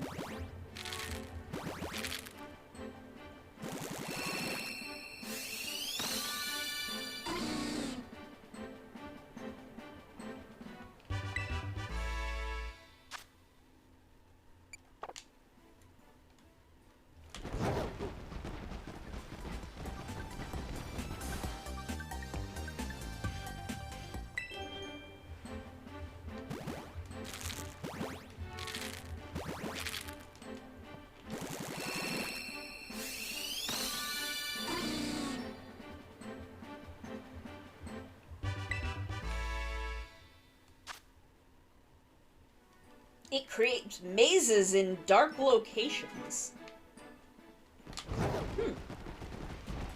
Because it's a weird little burrow bug. Land snake. As if most snakes don't live on land.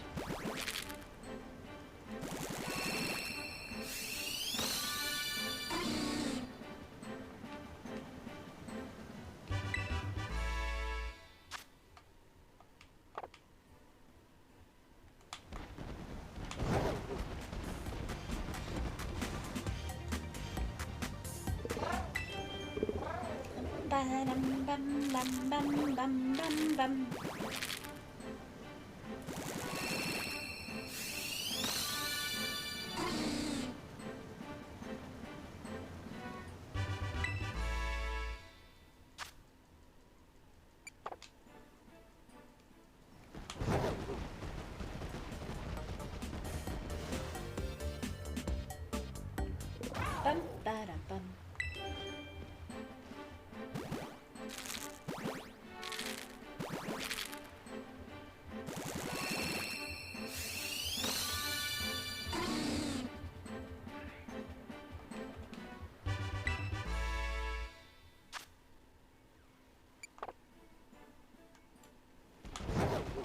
So how are the vibes, everyone? What is the vibe check?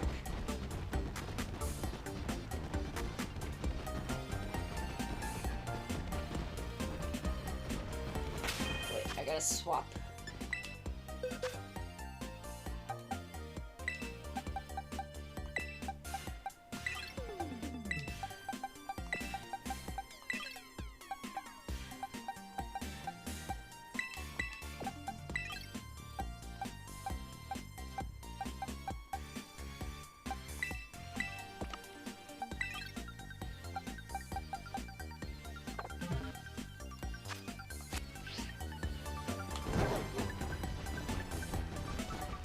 How are the vibes, my friends?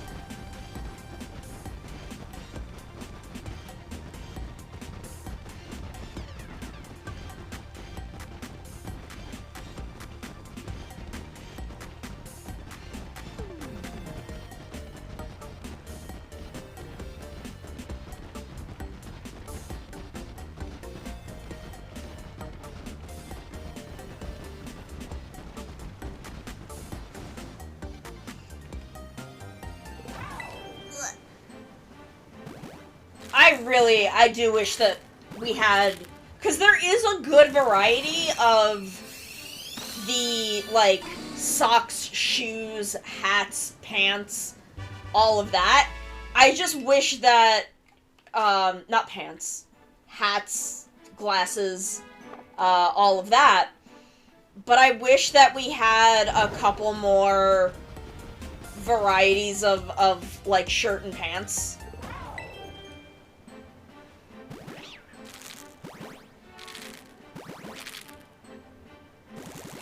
Girl, don't be walking through my egg hatching, unless you're good luck. She's not good luck.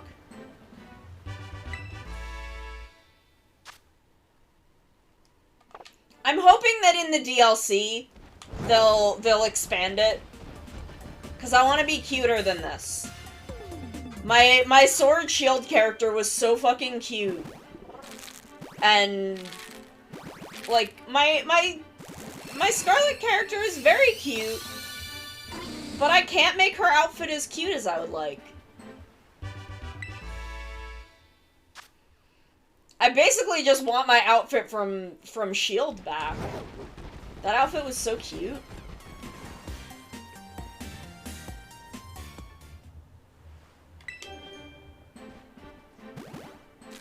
Like, my... Ah!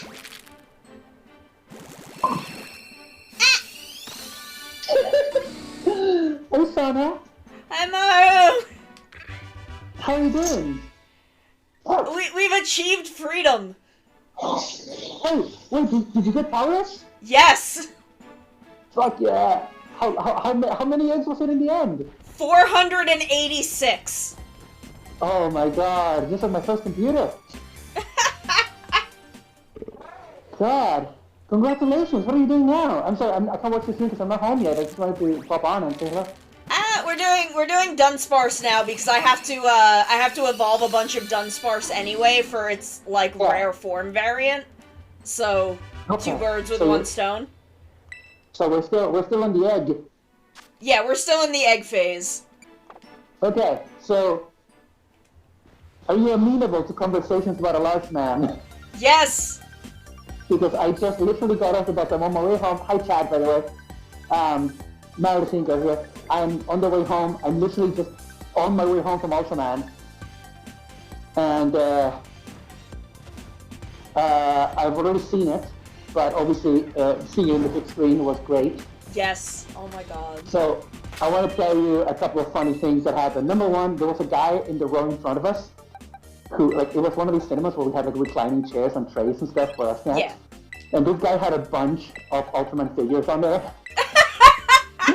I didn't Mood. say hello because, you know, random dude, whatever, but like, but yeah, he had a bunch of those. I think one might have been Ginga, I couldn't see really. And so that's a funny thing. Another funny thing that happened, well, obviously, seeing the Ultraman classic transformation in the big screen is just, Yeah, no, it was so You know. good. As an android, I don't know what sex is, so I don't know what sex is like. I just said this in the street. I'm in the street, I just said that. Anyway, no, but what I wanted to say is that as the movie started, we realized that even though my friend bought tickets that said sub on the website, we got the dub. Oh Yeah, I could have watched it in Japanese already, so it's fine. But actually the dub worked really well because because of the kind of movie that it is, a lot of the actors had to ham it up a bit, and so it kind of had almost the vibe of watching like an 80s Godzilla dub, you know what I no! Oh mean? wow. Yeah. Yeah, so it actually worked, and let me tell you, do you know how Mephiles is like a bit campy? You know, Yes. he's like a bit of a saucy, a bit of a fuzzy imp. Yes. In the dub, in the dub, he is simply incorrigible. He is they camp him up so much, and it actually works really well. He's basically flirting with Ultraman much more directly. Oh my god. It was actually really cool watching him, because his actor was in 01. Oh yeah. And it was very cool seeing the absolute range that he's capable of, like going in the complete opposite direction. Yeah. Who was in 01? He was the Yumigear that was Aruto's dad. Oh right, yeah. Yeah, like the entire movie, I'm like, I recognize him. Why do I know him? And then I looked it up after, and I'm like, oh, it's Soryo. Okay. Yeah. But yeah, no, he was just like, you know, at the end of the day, Ultraman, I just hope that we can reach an agreement. You know, it's just like, he's fucking takes him to a bar and fucking hits on him. And it's really funny because, like... Oh my god, the bit in the bar. Do you know how they did immediately after, Kaminaga calls, his, like, buddy, and she's like, where are you? And he's like, I can't tell you right now. I turned to my friend and we both said, gay bar.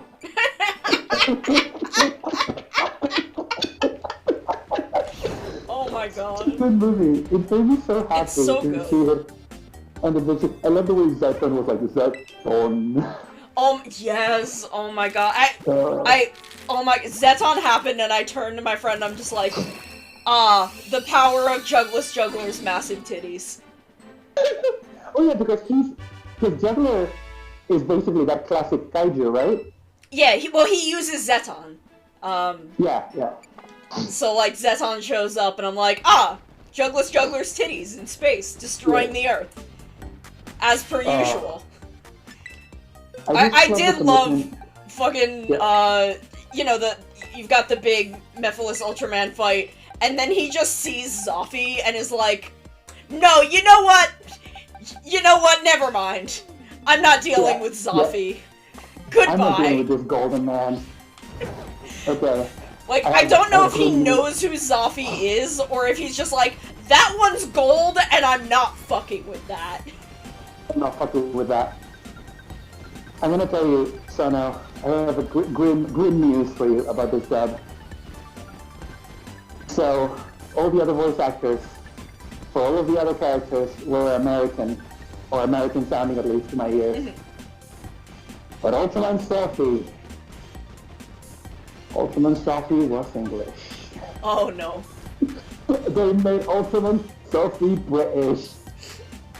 He was like fucking Vox Akuma. Honestly, like, I'm like, if Zoffy was going to be anything, I'm like, you know what? Zoffy should just be Vox. He's basically just like, you know... Get Vox Akuma to voice Zoffy. He was just like, you know, I must take you to our home planet, Ultraman, for you have broken our code.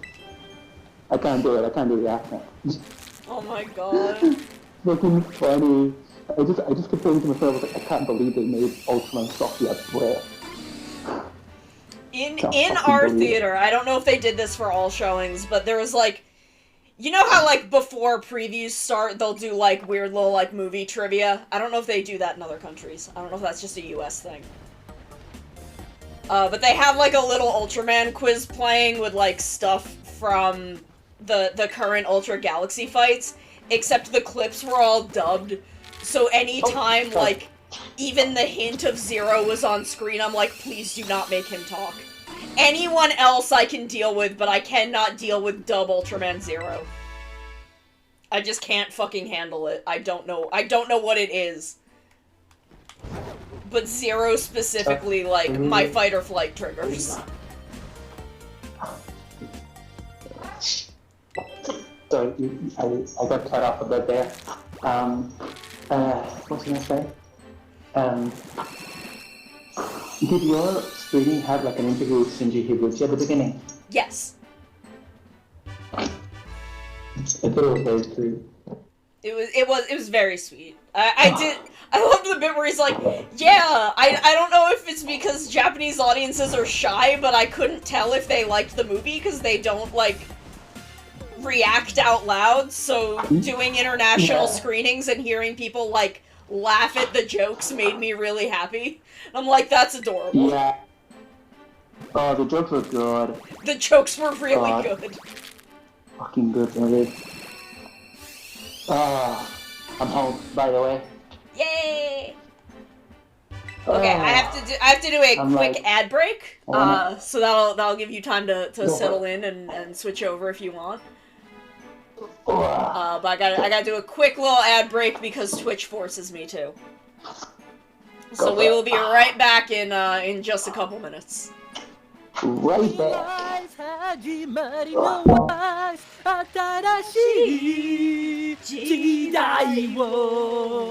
We got a sunrise, burning like the fire. I don't remember this. I'm sorry. Either. You cannot stop me from trying to seduce Mascot Bowser. I will seduce Bowser. He will be my husband. And I will marry him because he is sexy. And then I will make him into Bowsette, who is also sexy and can step on me. Thank you. And like, my friend was like, oh, I saw this booth that had all these grahas, and like pointed me toward it. And I went up to them. I went up to this booth and I looked at them. I looked the artist dead in the eyes. I looked him dead in the eyes and said, give me every graha you've got. And they're like, are you sure? I'm like, yeah. I want all of them. Wow, gee, thanks! Now I can call any time whether anything's up or not. I hate telephones. This is why I don't answer my phone ever, because people are just like this. You know, just to chat. No, don't fucking ever talk to me. Don't even look at me.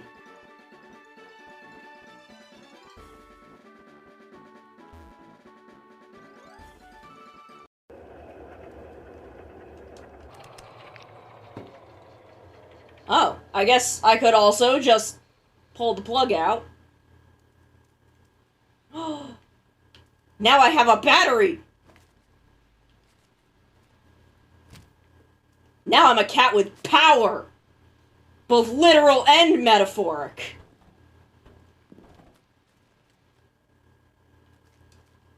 Oh my god, he wants to kill you! Sono, get away from him! Bad touch! He's Bad like... stranger danger! Look at that face. He's like, he's doing the anime. You know the anime thing where like the fisheye lens? Yes! You know? He's like, I must execute her. I must have her jugular veins. I love that he's like doing this, and I'm just standing there. I can absolutely hear him. And I'm just like, this is fine. This is fine. You can try and murder me. Fine. I feel okay with this. I didn't exclude legendaries from like the normal randomization because I thought it would be funny. And I was right. I was completely right. Oh no, what's going on at Game Freak? Who's freaking the games? Behold my dexterity and grace. That's what I say when I'm trying to pick up girls. And then I fall flat on my fucking face. Back? Is that one drill Yes, tweet where we are I back. rev up my motorcycle? Okay. Son, I think Ultraman is fighting a kaiju outside my window.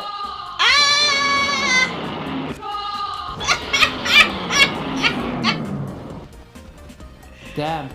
Oh, it was That was a lot. such a good movie. What a good movie. Oh, so Okay. good. It makes me So want to at the watch it. very end of the movie, I don't know if, like, I assume the subs you watched were a fan sub. Yeah. No, I think it was based on the official. Okay. Because I have no idea what the dub did, but at the very end of the movie, like, you know, he goes off to do the big Zeton fight, and, you know, she does, Ikimasho, or, Itarashai, and he does, you know, they have that exchange, and then the final shot of the movie, I'm already, like, on this emotional high, and, you know, it's the POV shot of, you know, him waking up, and everyone's over him, and, you know, she says, Tadaima, and they subbed it as welcome home, and I, like, pitch forward in my seat for a good, like, 15 seconds, and then sit back and I turn to Suri and I'm like, I feel so vindicated. What were the fun subs different?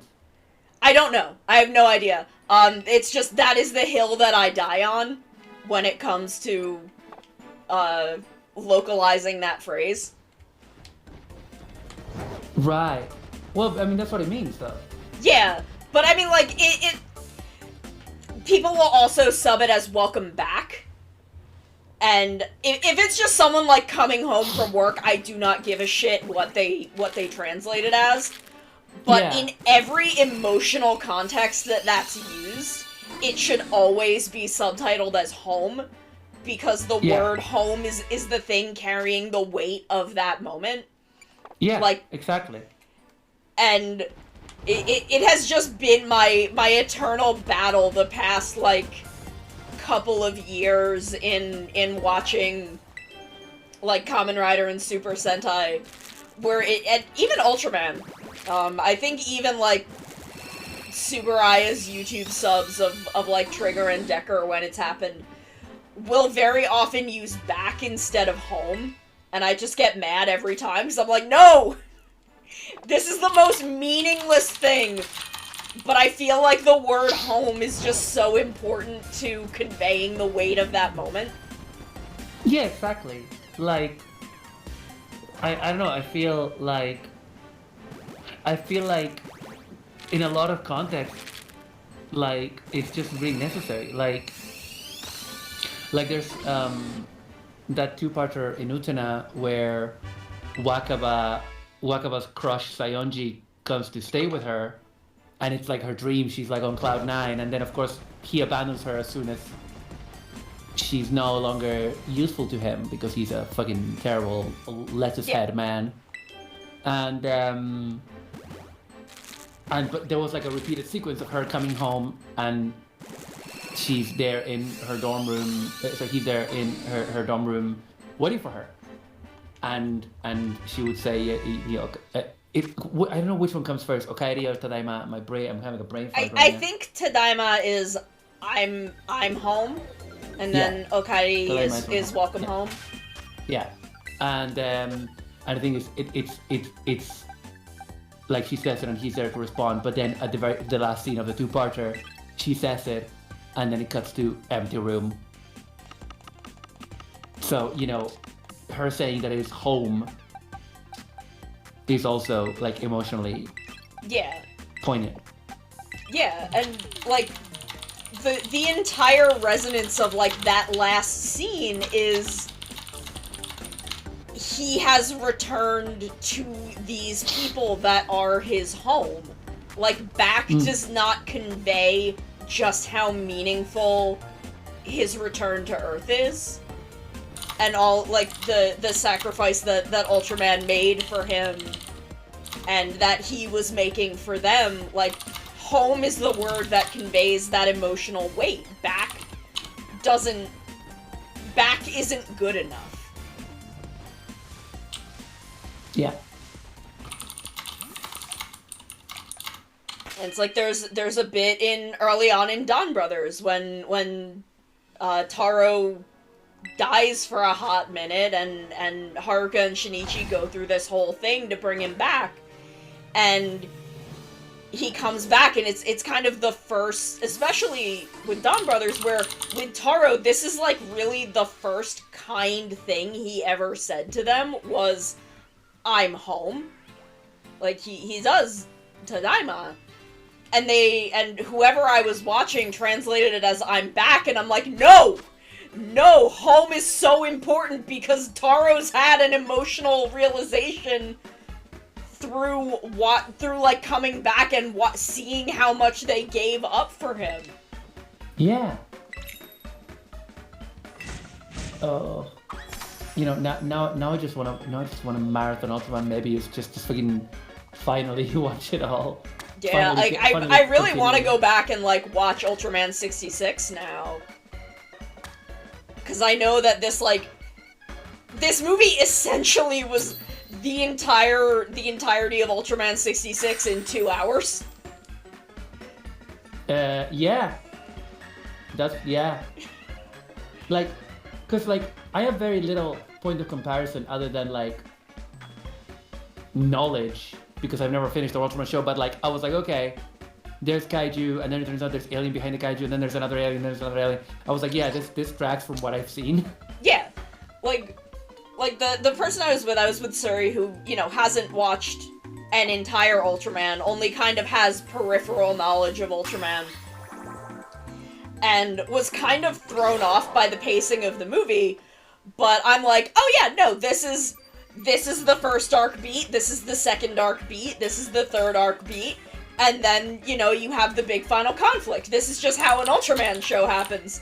And I'm like, the thing you have to understand is you just watched an entire Ultraman show in 2 hours, which is a buck wild way to pace that movie, but, like, go for it, guys. I went with 2 friends, and one was a bit more familiar, you know, she'd never watched Ultraman, but she like knew a lot. She watched Greatman with me and Dyna Zenon, and I'd shown her clips of Ultraman, and like, so she knew a bit about it. And the other one didn't know anything, basically.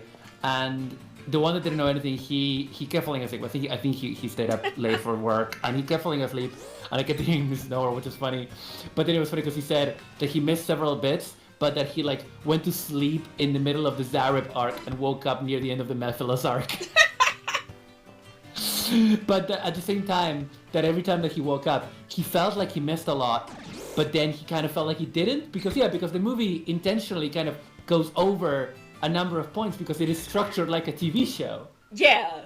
You know what I mean? So it's just it's really, really funny, because I did tell them that beforehand, because that was something that I did when I first watched it, just in my TV on my Discord. You know, I was just like, I didn't glom onto why the pacing felt weird, and I was like, and when you said it's an entire season of Ultraman in 2 hours, I was like, oh, that makes sense now. Because Shin Godzilla, because Shin Gojira is a movie updating a movie.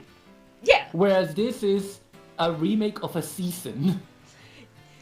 Which, like, you know? I'm very curious how Shin Kamen Rider is going to be, because I feel like you can pretty easily condense Kamen Rider to a movie in a way that doesn't quite work for Ultraman. Like, I do not know how else this movie could have occurred instead of, other than being a full season in 2 hours, where I feel like you can tell a complete movie-paced Kamen Rider story in 2 hours.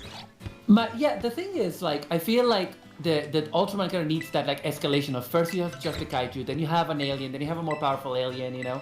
I don't know, but Sophie is not evil in the original. is he? No. I don't think Zoffy is even evil in this. Zoffy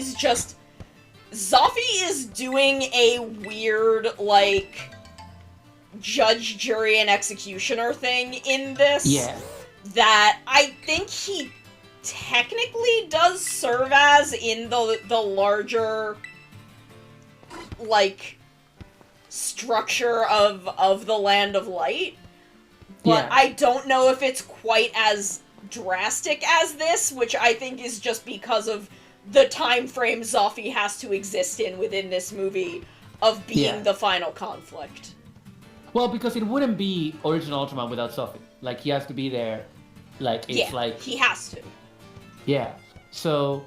But, you know, with Shin Kamen Rider, I don't know what they're gonna do, because the thing is, Shin Kamen Rider, the original Kamen Rider, is a show that created a lot of tropes for Toku and for Kamen Rider, that a lot of them come from unintended situations, because a lot of it comes from Hiroshi Fushioka injuring himself, and so, like, getting replaced with the second writer actor, and then becoming, you know, the double writers, and all of that stuff that was not intended. It was just intended to just be Takeshi Hongo throughout. I'm pretty sure I've been leafing through the Kamen Rider manga, which I got for Christmas, and shout out to Maya, thank you for the present. And like I don't think Ichimonji is in that. I think he's just not in it. Like, I don't think there's double writers in that. There's the Shocker writers, but you don't really have the double writers. Yeah. And they do have the double writers in Shin Kamen Rider. It's in all the publicity. I mean, it's obvious that they have to do it, but at the same time, I'm like, is that going to be too much story for a movie? Depending on how they do it, you know, because then you have to explain Takeshi Hongo and Hayato Ichimonji and Tachibana Tobe. Yeah, I don't know. Like, yeah, I feel like if anyone could do it, it is Anno. Just because of how much love and reverence Anno has for it. Yeah. And especially, totally. You know, having watched Shin Kamen Rider, where I'm like, there are some, like, it felt very weird how, like, I understand why the main girl was a new addition to the team, just in the structure of how you have to structure a movie. But yeah, the way she, like, acted toward everyone, it felt like it was kind of the more common Ultraman thing of just everyone was always there. Mm-hmm. And it, like, that was the only thing that was, like, a little bit of a weird mental disparity, where I'm like, I can't tell how long has passed between scenes, so I'm not sure if she should be as attached to him as she is at certain points. Yeah. But I'm just like, I don't care. I'm willing to roll with it. Yeah, absolutely. Yeah, it was... Yeah. Okay, let me... Chat has said a lot of things. Hello, Sheila! Hey, Sheila! I should put your stream on. That'll be nice. That'll be an appropriate thing for me to do. Which Ultraman was the Decade Zeo equivalent is, technically kind of all of New Generation. Basically all of New Generation kind of serves as that.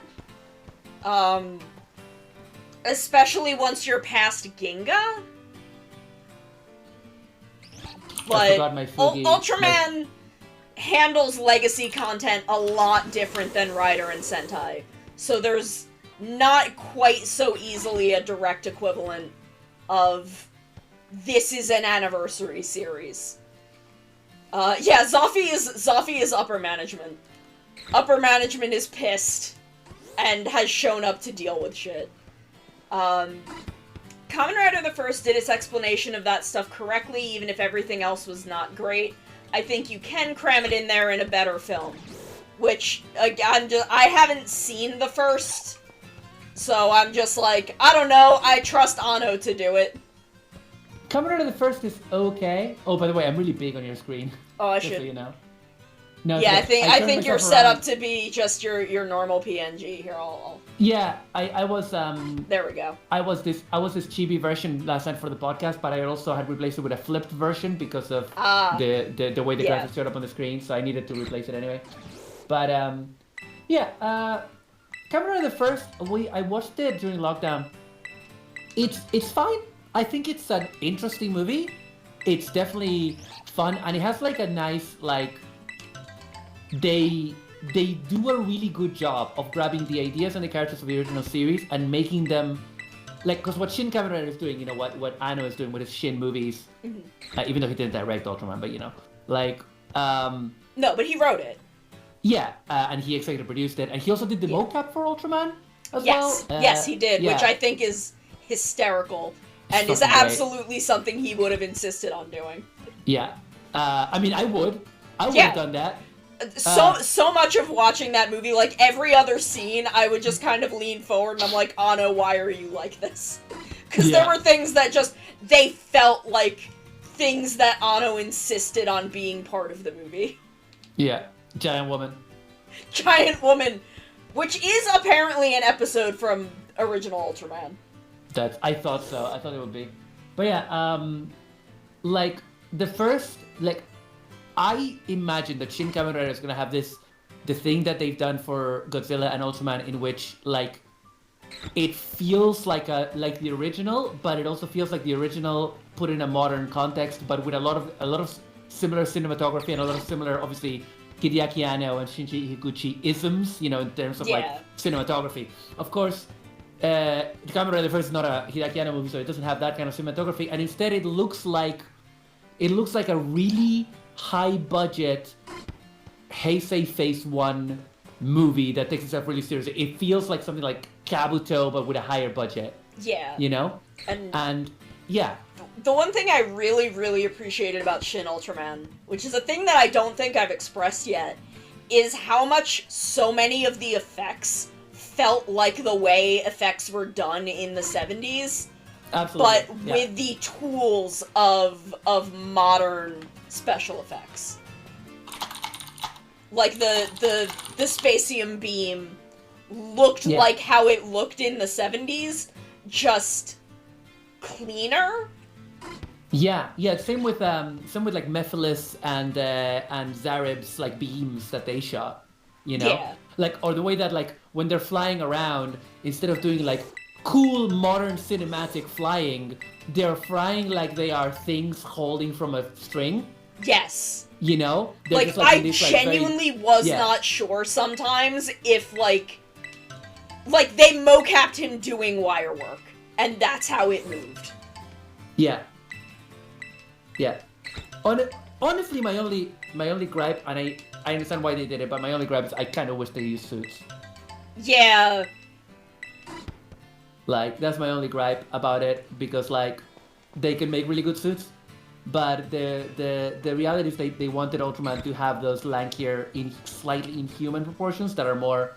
Yeah. Let's not mince words. I'm saying this as a fan of Evangelion, but he looks more like an Evangelion. What did I say? 66. Yeah. Gotta put it really well. It looks like how it would have looked in the imaginations of kids who are watching the original broadcast. Which, like, yes. Yeah, that's exactly it. That's exactly the concept. And a lot of the like fights for Ultraman looked like they were being done around miniatures, which I also kind of appreciated. Oh, 70s. Okay. Yeah, I think I'm used to saying 70s from Kamen Rider. Because I have been saying Ultraman 66, but I think I'm just used to saying 70s from Kamen Rider. Yeah. That's just me. It was really funny when we left the cinema. One of my friends was like, "Oh, so were they using like music from the original series?" And I was like, "No, it's all original. I mean, pretty sure it's all original compositions by Shirosagi. He's just like that." I was like, "Watch Evangelion. The soundtrack of Evangelion sounds like this." Yeah, which again is Anno just being like, "Yeah, you did it good there. Do it again." You made it sound like the Ultraman music I wanted in Eva. Now put it here. She was really funny. Shiro Sagisu did Gridman as well, and Yes. Dynazenon, and he sometimes uses tracks like that, but a lot of stuff is like much more modern, which is really interesting. Like a lot of like rock and like EDM and stuff like that, but also a lot of like Spanish guitar strings as well in there because he loves that.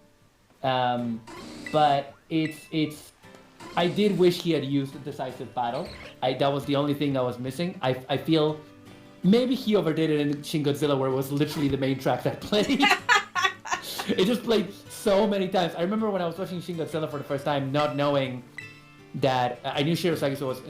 Maybe I didn't even know that, and I didn't know that track was in there. And I kept hearing because it doesn't have the melody, it just has the rhythm. It's like dun dun dun dun dun dun.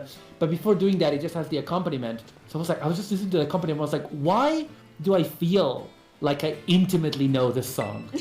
Like I've been listening to it for like over 15 years. You know? Yeah. No, Ultraman. Shin Ultraman was really good. So good. So good. I found a video that is like every there's a video I found that is like a 2-hour video that is every Ultraman opening ever, and this person put it on Vimeo because they had to like modify it to be able to like they had to modify it to be able to put it on YouTube. So that he's like, no, here's it, the unedit the thing, and it's like, I've gone to the effort of tracking down the closest to HD that I can, raw versions of most of the OPs, replace any audio that is not of CD stereo quality with their CD quality versions, because of how complacent people seem to be with just copying 240p versions of the opening sequences into their OP compilations and keeping the crusty audio intact. 2 hours of Ultraman openings. I fucking love this person, whoever they are. Oh my god, I would love to Fucking just insane. sit and, I'll link you to and this. again, I'm really only familiar with New Generation, but I would love to just sit and like relive the New Generation openings. There you go.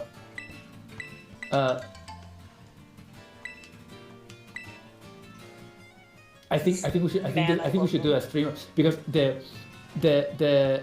like this long intro with text, and then in the description all it says is like, here's a tier list that you can use.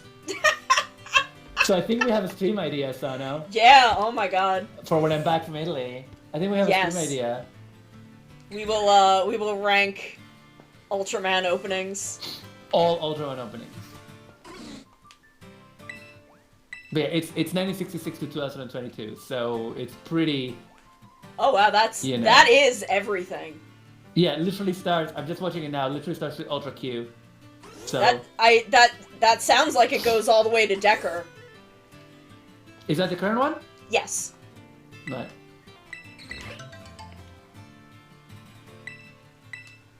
Okay, we are 30 eggs. We have our next 30 eggs. So let's see how far. Why am I not in the right box? I thought I did. I thought I did it. Oh, okay. Well, let me.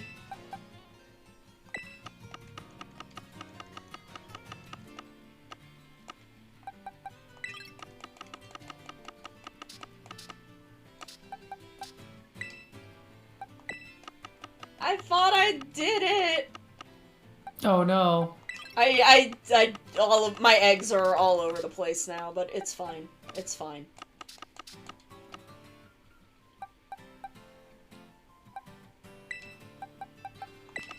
It's fine, I will just move them quickly. Because everything else should be okay.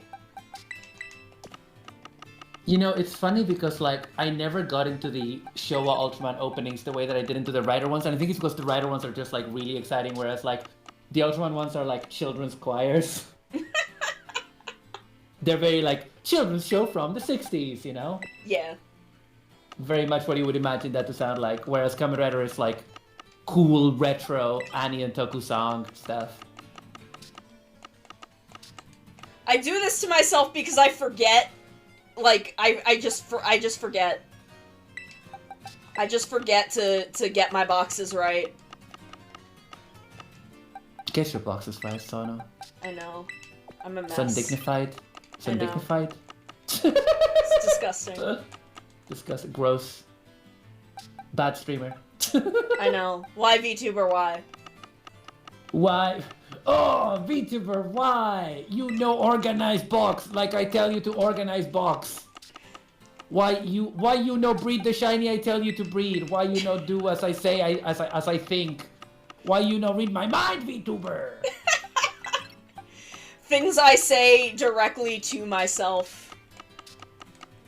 Because I'm the one that, oh, why do I shiny hunt? It seems incredibly painful.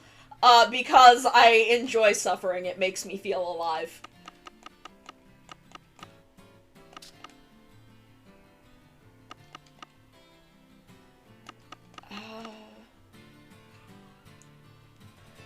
The suffering is how I know I'm alive. We could shiny breed the other fucking Tauros! Oh my god. Oh, can I see the shiny Tauros? Do you have it? Can I see it? Here, let me I want to see what it looks like. I want to see what it looks like compared to like. I want to see a normal Tauros and the shiny. Okay, I'm gonna show you a normal one.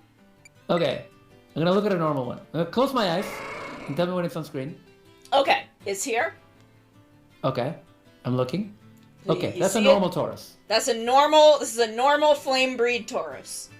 Okay. Okay, now I'm gonna close my eyes and tell me when the other one's on screen. I remember I have a vivid image of what this one looks like.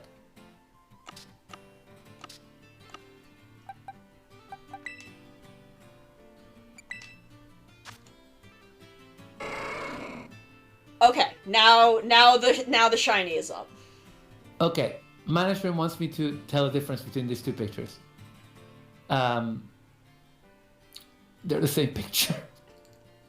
Here, let me move it. Let me move it so I can like scroll between two of them. I think we need to see the existential nadir of this. Of, Okay. like, how little the difference is. Yeah. Compared Okay, to so here is the shiny. Here is the shiny. You see him? You have him up. Looking at it. Number 486. 486. It's what I named it. Makes sense. Normal. Hang on. God. It's so slight. Shiny. This was a horrible decision on my part. 486 eggs. How 3 streams? For this. God bless you, Sono. You're the most valid person I've ever met. I'm gonna show all of my shinies now that I have. Because I'm here. So I have this bitch, who normally you see those little blue bits. Those are normally green, and the eyes are normally black. And that's the only difference with that one. Wow. I have this one, which is normally brown, but is now an adorable green color. Oh, cute. It's very cute. It's drinking the water! Thank you. I will. Thank you, Thunderbird. This one, you can kind of see the icon over on the left of how it normally looks, where, like, the horns are black and the hooves are orange and the leaves are, like, a dark green. And now it's got, like, the yellow horns and the lighter hooves and the lighter leaves and the red hooves. So, like, that's a pretty notable shiny. Like, I caught this one in the wild, I just ran into it, and it was, like, very visibly different. We have Lemon Drop, who right now is green, but at fully evolved will be yellow instead of blue. Which is notable. And then we have this motherfucker. And then a friend gifted me this one in exchange for one of the Flame Tauros. The little bread dog, instead of being uncooked dough, like the just a white raw dough, is like a little brown, little toasty doggy. Wow. I would devour this Pokemon I know. in the wild. I love I would Red go to Dog. someone's house and their dog looks like this. I'm gonna put some hummus on put some hummus on there. I love Bread Dog so much. So I have six shinies from this game right now.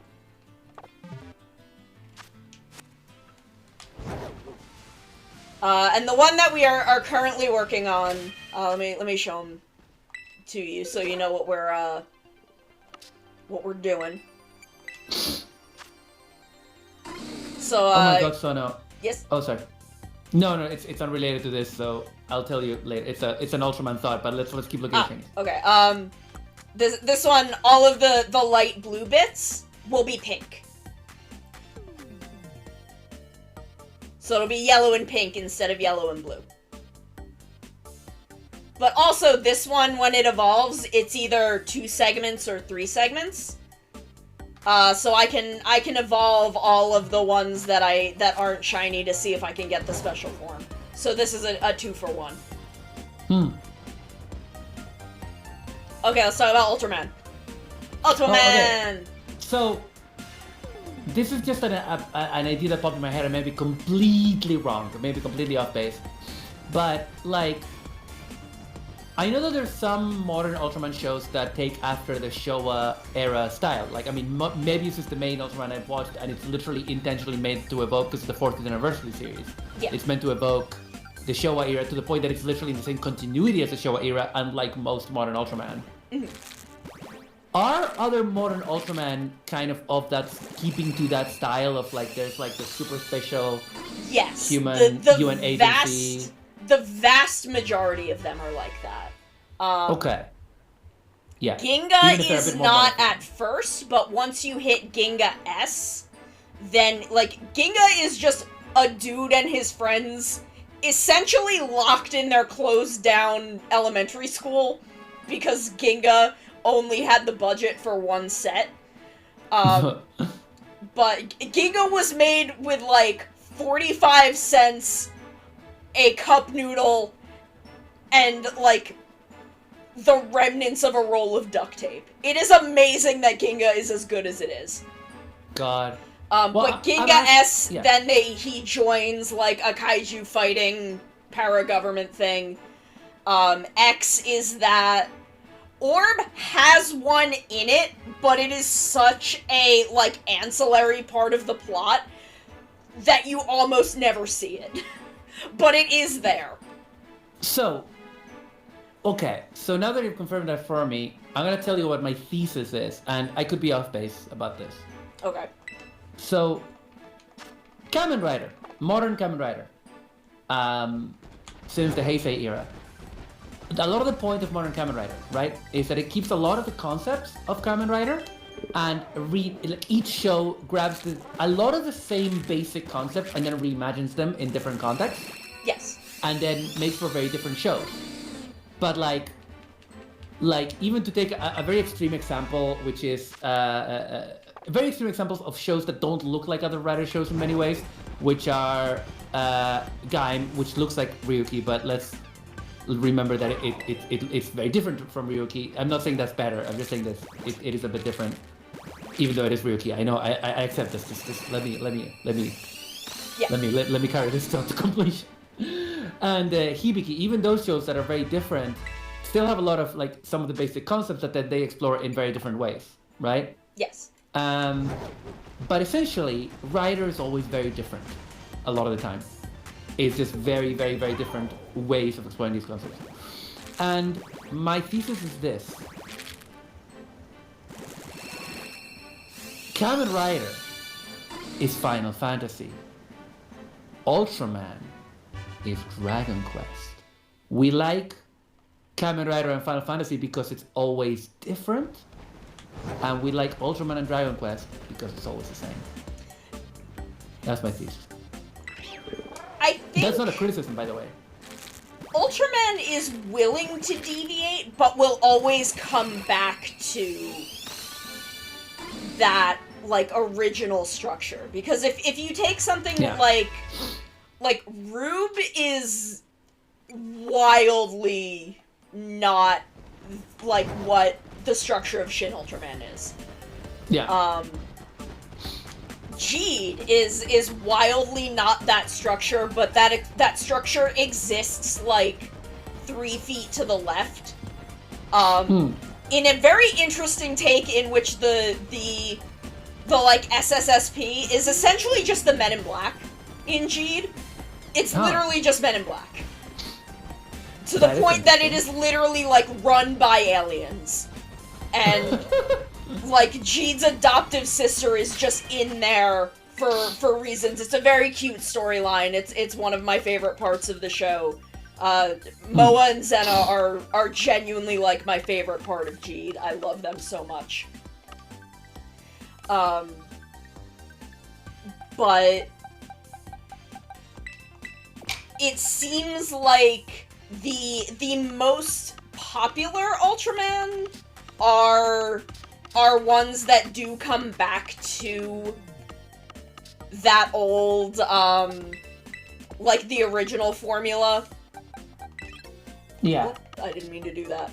And it seems like it will always go back to that. Like, they will deviate for a season.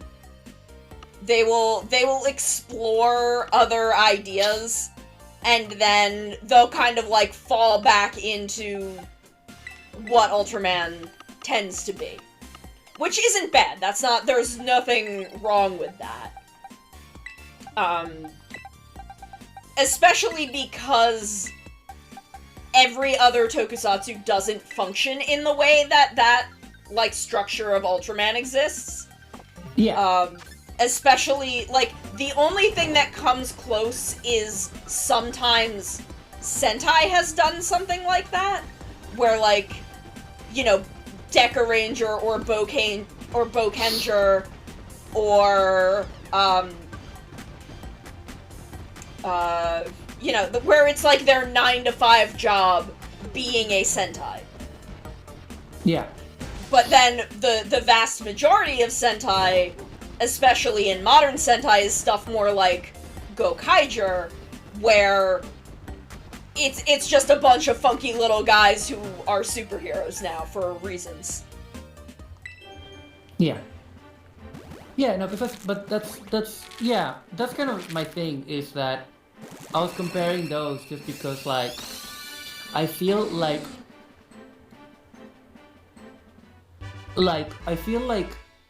unintentionally this show, like, these parallels, which maybe, the parallel definitely exists with Final Fantasy. It may not exist in such a way with Ultraman and Rider, but, like, I find it interesting because I feel like there is such a thing, like, because, for example, that is like, I think what's very reassuring, like, Pokemon is basically Dragon Quest to a large degree. Yeah. In terms of, like, the way it operates. They don't completely change it every time. They iterate on it slightly and try new things. Yeah, and then those iterations will add up over time. Yes, sir, we did. Yeah. 486 eggs. I am free from Purgatoros. We did it, Ramses. But, yeah, no, like, and I think that is a lot of what happened with Kamen Rider, where it is a lot of small iterations over time, and that has to do with the continuity resetting every time. Where, and I don't know anything about Dragon Quest, so I don't know if this is the case for Dragon Quest, but with Ultraman, the continuity only sort of resets every time. But all Ultraman shows seem to, as far as I can tell, and again, I'm only really familiar with New Generation, but all of those continuities are linked. So anything from a prior continuity, if they want to use it, if they want it to come up, it can come up. Yeah. Whereas as Kamen Rider and Super Sentai, unless you are in a special case like Decade or Gokaiger, and this seems to be changing with Sentai, but bear with me here, they are completely separate from one another until they're not. Yeah. And that's changing a little bit with stuff like Zenkaiger and Dawn Brothers, and I think that is because Toei wants to set themselves up to be able to pander to Legacy Sentai fans the way they do Legacy Rider fans. Well, the thing is, in like, it's much more of a writer tradition because simply the old Showa shows were all continuations from each other. They didn't always connect very directly, but there was the tradition of in the final story arc you would get all the previous writers to come back, and at the time it was like, oh, it's just 4 guys, 5 guys, you know what I mean? Yeah. And also, like, V3 is like a direct sequel to the original series, like where the original 2 writers make V3. Yes. So I feel like with Rider there's that precedent, and so it does make sense to continue to do it because it's there since the beginning, you know, to the point that the original series is called Kamen Rider. There's 2 Kamen Riders, but it's just called Kamen Rider, you know. So the original. Here's another hypothesis for you. At over 90 episodes, the original Kamen Rider is so long because the original Kamen Rider is a sequel to itself. I mean, essentially. My name is Tim Rogers. Sorry. I'm sorry. That's something he would say. I'm sorry. I'm terrible. I'm so fucked up. But yeah, I think, like, modern Kamen Rider is again, like, it's disconnected until it's not, where that's really not the case with Ultraman. Like, to the point that I believe it was in Trigger that Ribbit shows up, who is a Malaysian a Malaysian Ultraman. Oh. Who is, like, outside of the normal continuity, and they're like, well, we're gonna use this guy for the Ultra Galaxy fight, so we gotta tell the kids who he is. So he's just here now.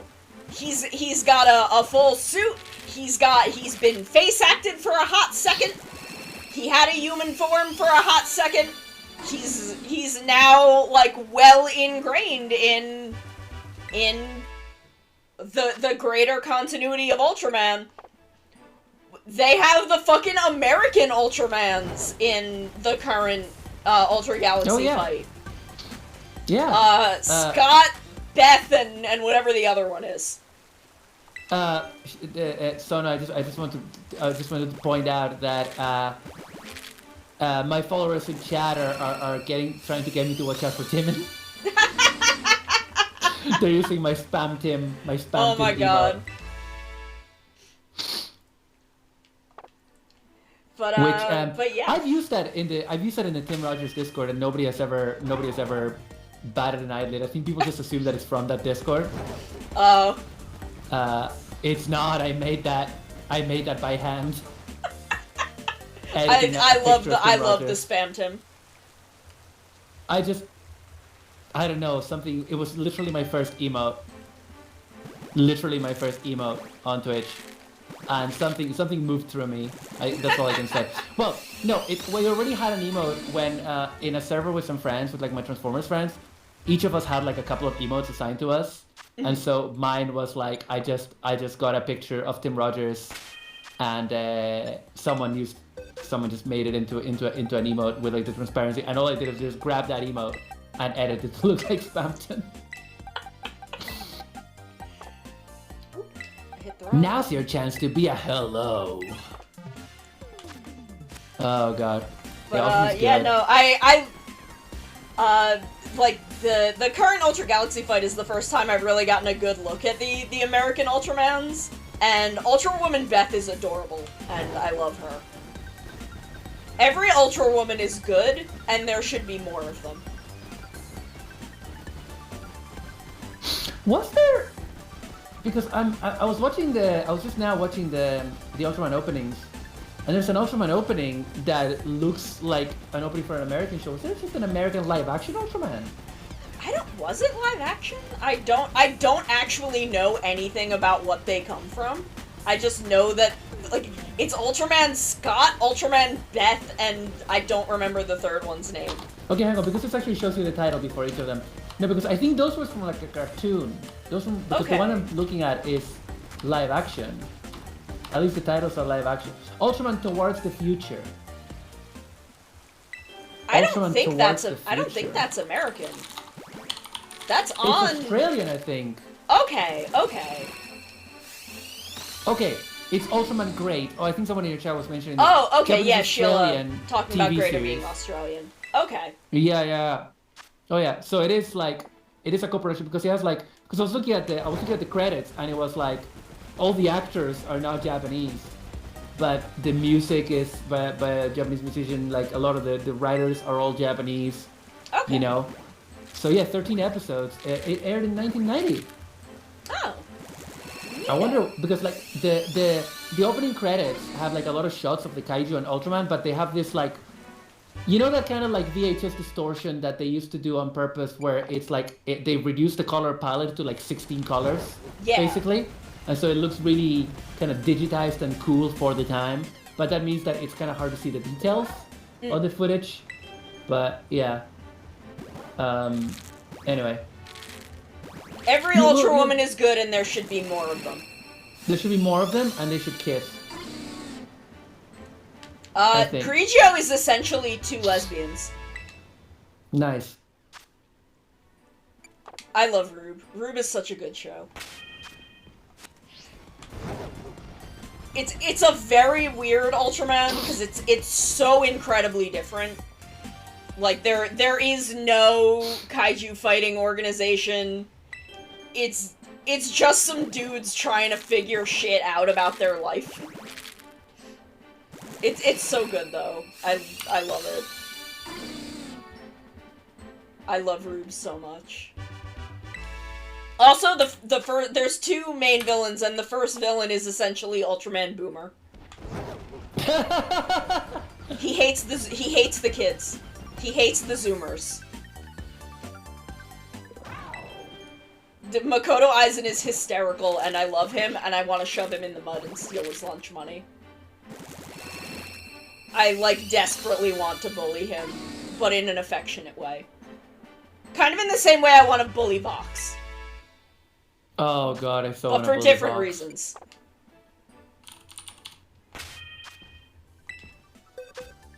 Like, I love Vox, but I want to ruin his day constantly. Because he's just such a smug piece of shit. But again, like, slash affectionate. Oh, there was an American Ultraman called Ultraman the Ultimate Hero in 1993, like right after Ultraman Towards the Future, which was Australian. Okay. Yeah, because I'm watching the opening now, and it has like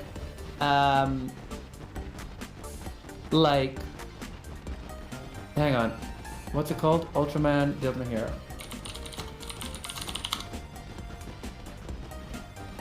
And let me have a look. Nice. Yeah, like, and the main character is Japanese in this one, but then like the rest of the cast are like American, so it's really funny because like you're watching this intro, which is really cinematic. It's like a really good intro actually, and you see like the main character who's Japanese, and then all the others are like it's like your typical American multiracial cast, right? Yeah. And it caught me by surprise, which like because I'm just like have this in the background, so it's pretty cool. Which is what they should have done with Power Rangers Samurai. This is my hot take about Power Rangers Samurai, is if they had just made the Red a Japanese guy instead of the whitest guy I've ever seen in my life, that show would have been fine. Because it is literally word for word just Shinkenger. It's just Shinkenger. But I refuse to believe that that kid is the descendant of Samurai because he's the whitest boy I've ever seen in my life. He's so white. He is so white. And like this is nothing against his actor. I did not watch the show. I don't know if his acting was I know that she's also white. I know that the girl who is the role of Kaoru in Samurai is also, like, the whitest girl I've ever seen. I'm looking it up. But, like, if they had just been Japanese and the entire conceit was like, I am descended from samurai, but my retainers are all going to be, like, my close friends, and you're just like, yeah, you're in America, not all of your friends are Japanese. Like, his name... He's literally called Jaden Shiba. Yeah! Are you fucking with me? No! My god! Like, Shiba, I'm like, I get the last refuse. name. I They get the last name. Yeah, he's literally, like, the descendant of Japanese samurai, and I'm like, no, you're fucking not. You're the whitest boy I've ever seen in my life. It's just so fucking funny. But, like, I mean, honestly, as a fan of Shinkenger, one of the many reasons why we'll never watch Samurai is also because, like, I looked at the name of the villains, and the problem is the villains are all in Shinkenger. They're all based on like yokai and stuff. Yeah.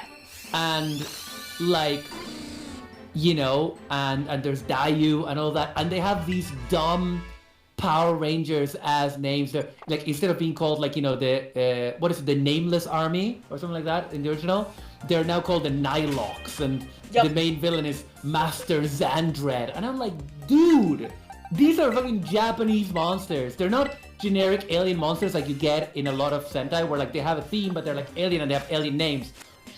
That would, I mean, at least Dayu is called Dayu. At least we have that. At least we have something. Jerry. But it's like, there are so many things about Samurai that I would forgive if the Red was just, like, a Japanese kid instead of the whitest boy I've ever seen in my life. Yeah. Because I cannot, and, like, I've watched a couple episodes of Samurai, and this was before I had watched Shinkenger. It was when I was getting into Sentai, and I would just have Nickelodeon on, and sometimes it would air. And I remember specifically watching the episode that in Shinkenger is Kotoha being like, you can't lower my self-esteem because I fucking have none. And they did that episode, like, word for word, and I had watched it when I was watching Samurai, and I'm like, oh, you know, that's a cute episode, that's a fun conceit for the kids about, you know, learning to believe in yourself. And then I watched Shinkenger, I'm like, oh, they just straight up took this word for word from Shinkenger. I did not expect that to actually be a Shinkenger episode. Yeah, no, it's not only that, it's literally my favorite Sentai episode ever. Yeah, it's an incredible episode, and they basically play it exactly as it was, so it's just as good, but also it's a Power Rangers episode. So. Oh yeah, but, like, the reason why I love it is because Kotoha is clearly, it's that thing that they do in a lot of Japanese media where, like, the character is coded as being quote unquote dim. And it's kind of very much coded as neurodivergent. Yeah. And, like, she's definitely very much coded as neurodivergent because you can also see it in the way that she's written in other episodes. Yes. And, like, that episode made me cry the first time I watched it because it was, and the low self-esteem thing is fucking real as well, right? And so it's just like, everybody bullied me for being dim all my life, and so I have no self-esteem for you to destroy. And so I can defeat you, and it's extremely sweet, and she's very nice, and I love her. I love her. It's kind of the same reason that the Cinderella episode of Bokenger resonated with me so hard, because it's Sakura sees herself as completely unlovable, and you can see that through a lot of Bokenger, is that, like, she is very emotionally distant from the rest of the cast, and she kind of grows into caring about them, and there's a lot of stuff with her and Akashi that's implied over the course of the whole show, but, you know, Sakura is kind of, she grew up as this rich girl, hated kind of the expectations placed upon her by it, because she was not a person, because she kind of lived in that I am the female heir to this lineage, so I'm expected to just sit here and be pretty and then be passed off to someone. And to buck that, she went in the complete opposite direction and joined the fucking military. Which is why she has all of the jokes about her and guns, which are hysterical. But, you know, in that episode, it becomes very clear that she sees herself as unlovable, and, like, that she is not willing to, like, she's just kept herself so distant so she can't be hurt by that. And then she kind of comes to terms with, like, hey, there is someone I care about, and I am worth being cared about, and I deserve to try to pursue that if I want. Yeah. And I love that for her. And after she comes to that realization, she does not become less cool. She does not, like... Because Bokenger is one of the ones where they kind of shift from, instead of the girly pink and the tough yellow, it's the tough pink and the girly yellow. Yeah. And, you know, Sakura's like, hey, even though I am not, like, I'm not Natsuki, I'm not the princess, I'm not Cinderella, but I deserve to be cared about still. Like, I deserve to, I am still someone who can be loved anyway. And I deserve to be loved. And, like, she doesn't change after that. She's still the one with the brain cell, the one who's getting shit done. But, like, at the end of the show, you see her be like, I am going to take the steps to chase after what I want for my life and to be cared about by a person I care about. And that is why Sakura Bokenger is so near and dear to my heart. And why the Cinderella episode of Bokenger is my favorite episode in Tokusatsu. That sounds great. I will have you watch that episode one day, because it's so good.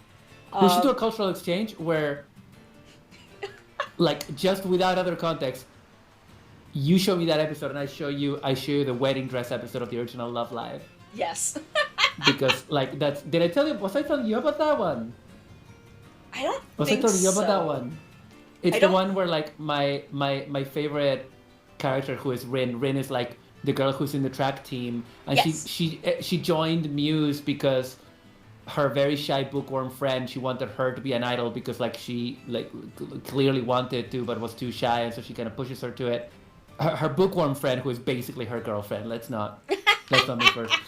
And Rin is, like, the one who's always going, like, yeah, she's, like, the character, she's really cute, but she has, like, short hair, and she's in the track team, and she's, like, the butch one, basically, which is why I love her. And there's, like, an entire episode where she's like, oh, I can't really be as cute as the other girls. You know, I can't be cute because I'm too butch and whatever, and it's all about, like, her gender troubles and her learning to love herself. And it's, you know... Oh, this sounds very similar to that episode of Bokenger, honestly. Yeah, now I'm wondering who wrote these. Because remember that, like, Love Live is made by Sunrise, and so we're talking about, like, a major studio, you know? Yeah, I think that episode of Bokenger was Naruhisa Arakawa. I'm pretty sure. Naruhi Arakawa? Naruhisa Arakawa. He's like one of the big lead writers for Sentai. He wasn't the lead on Bokenger, but he was the lead writer for, like, Kuga and Gokaiger. The dude who's really fucking good at writing Sentai. I believe he was the writer for that episode of Bokenger. What did you call the episode? I refer to it as the Cinderella episode, and I believe Cinderella might be in the title.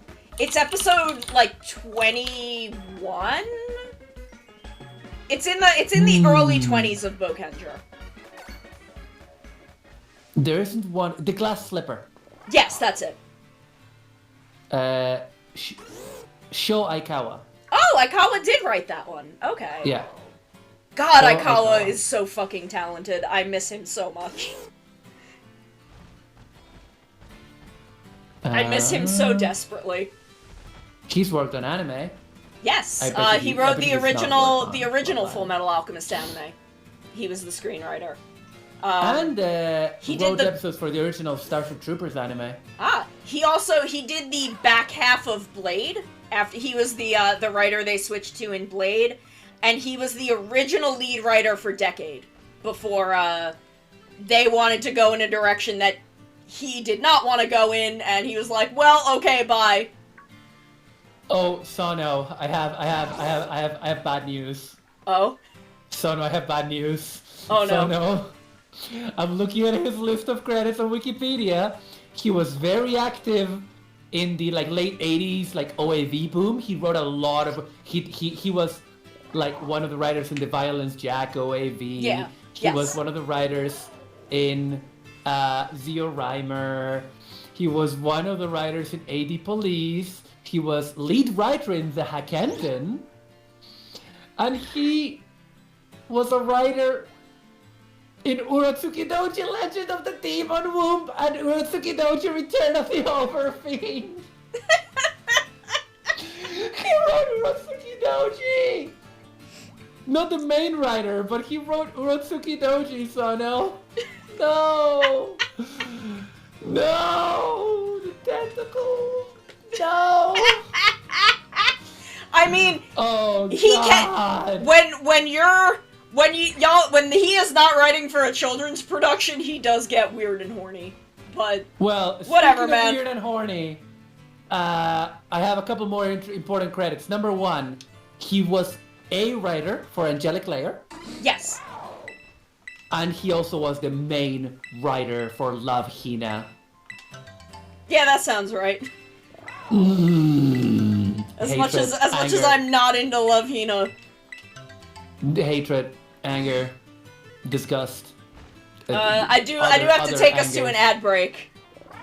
But so we will be back in just a couple minutes, and we will keep talking about things. But we will be right back. Oh my God.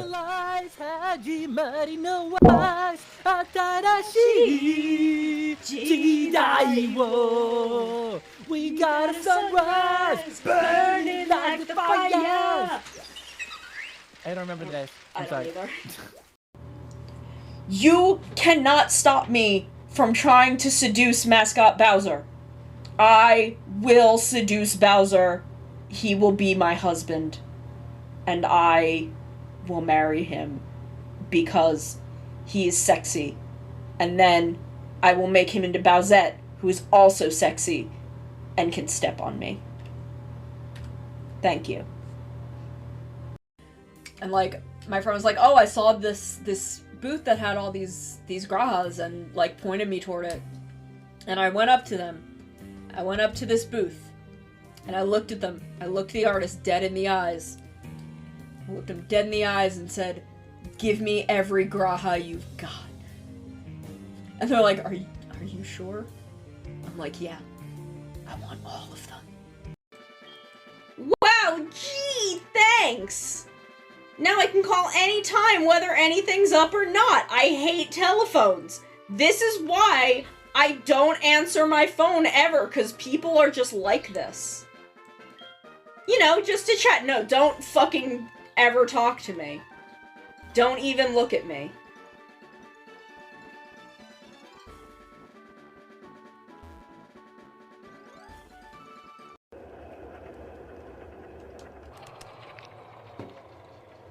Oh, I guess I could also just pull the plug out. Now I have a battery! Now I'm a cat with power! Both literal and metaphoric.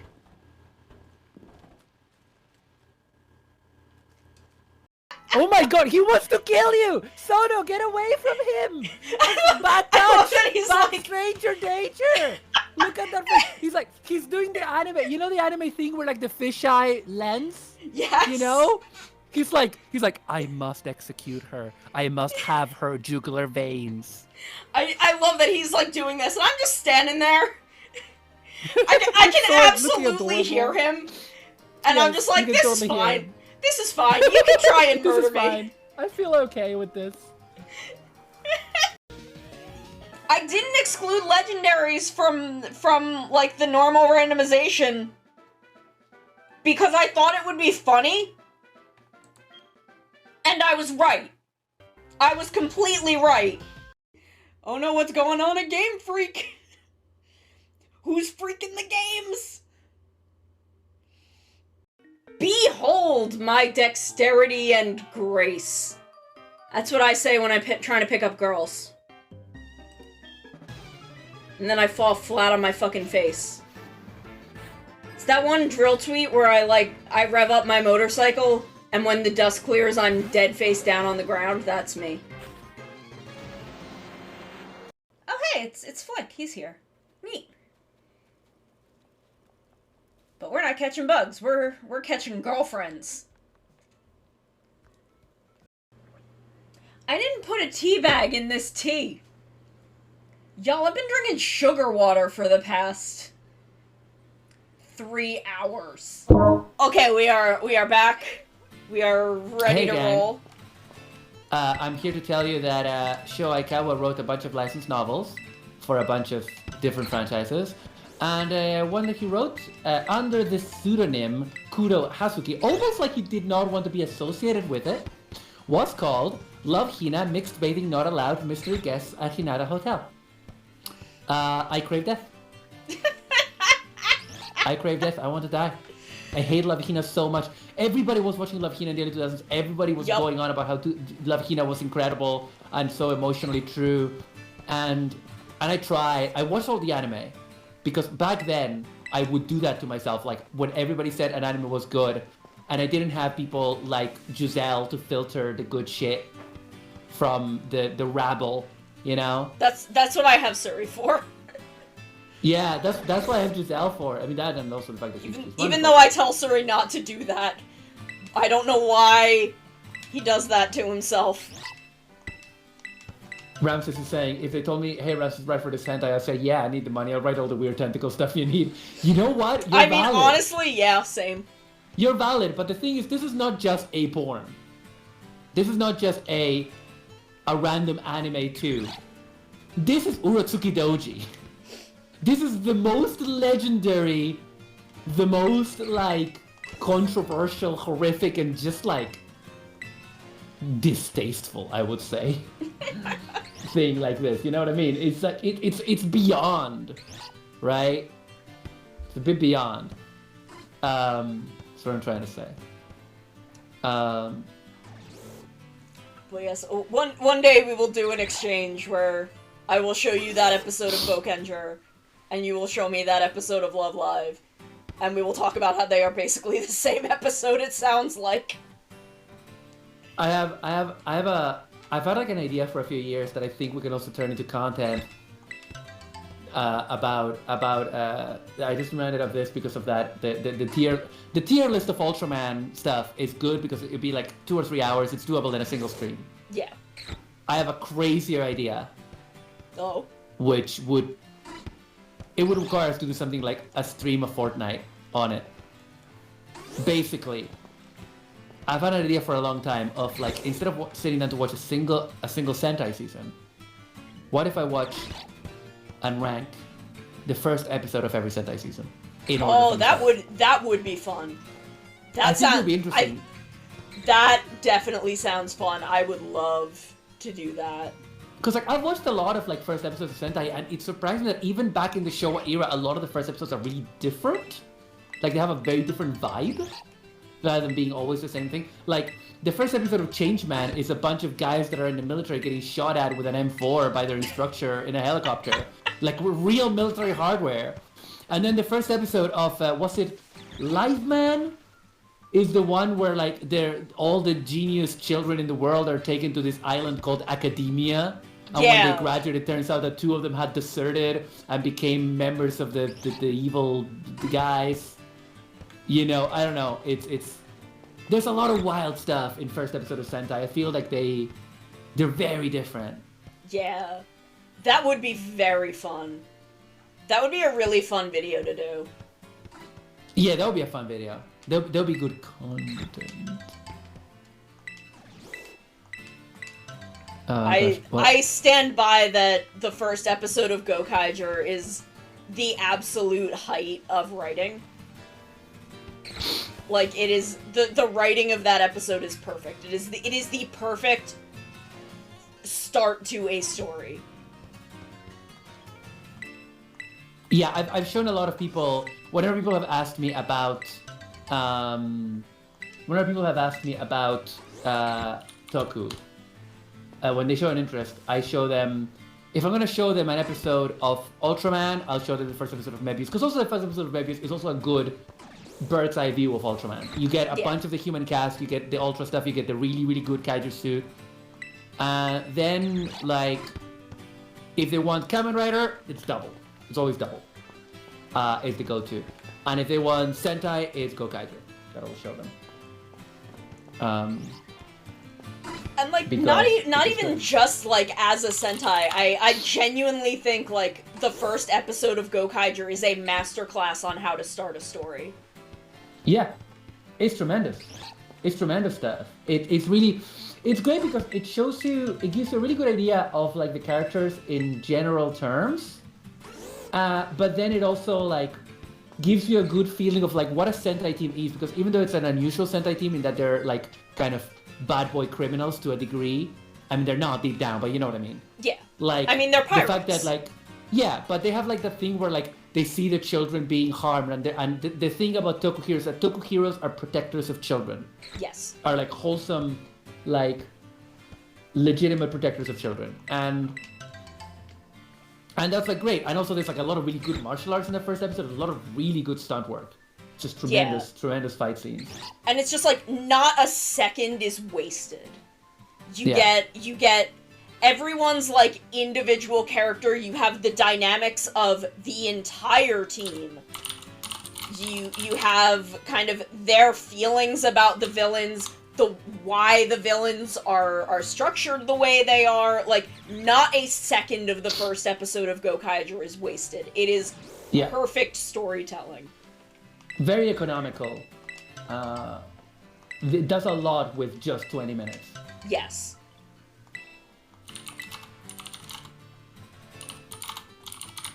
Like, it is just so good.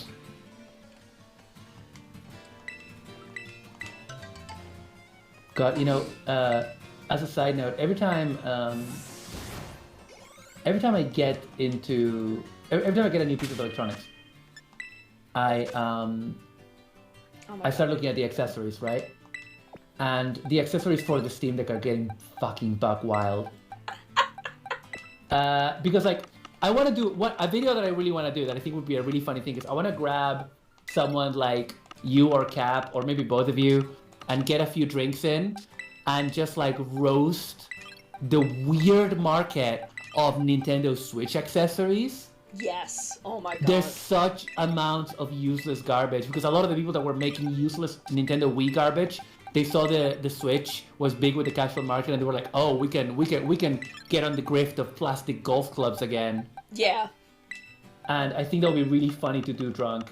Oh my god, that would be really fun. But, like, there's this one, for example, so there's, like, a lot of stuff that is like, okay, the Steam Deck has bad battery life. So there's a lot of stuff that is like, put an attachment on the back so that you can hold a battery pack. But then the problem is, battery packs come in different sizes. So how do you solve that? Well, this one has, like, a strap that looks as if you're gonna mount the Steam Deck on your wrist. Which is hilarious if you've ever seen the size of this thing. It's bigger. It's a bit bigger than a Switch, so it's kind of ridiculous. And then you just, like, put it in there, just strap it in. Oh my It's god. just a bit wild. There's, like, a cooler that you can get. This is I'm wilding out here, son. I'm just wilding out. I'm gonna link this for you to look at it after the stream, because it's just the dumbest fucking thing. it's just so, and it's expensive as well. It's not like a cheapo thing either. I just wild out a bit. Anyway, yes. Okay, so there are 2 eggs still somewhere in my boxes. Because I'm incapable of remembering to go to the right box. Oh no. Oh, he was. I'm still reading more Aikawa stuff. Main writer of the first third of Decade. Yes, yes. And then at a point they were like, "Hey, we're taking it. We want to go in this direction because of something with toy sales." And he's like, "That is completely counter to my plan. I'm not doing that." And they were like, "Yeah, you are." And he was like, "No, I'm not." And then left. And since then, he has come back and done, like, a total of 4 episodes of Sentai and 1 movie. Mm. They cannot get him back. Yeah.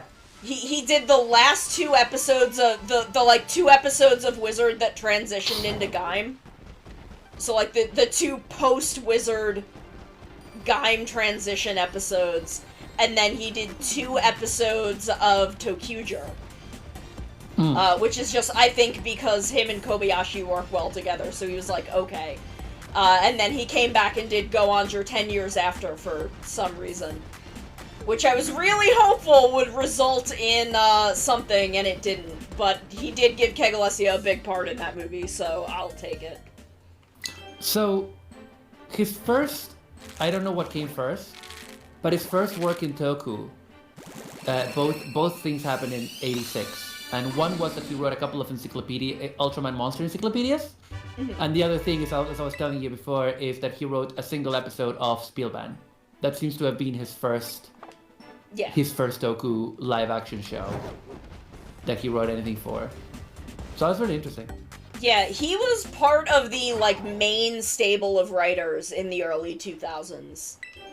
He did stuff in the 90s as well, but he was on, like, pretty much that entire stretch of Sentai. I think Bokenger was the only one that he was the lead writer for. But he was all over that era of Sentai.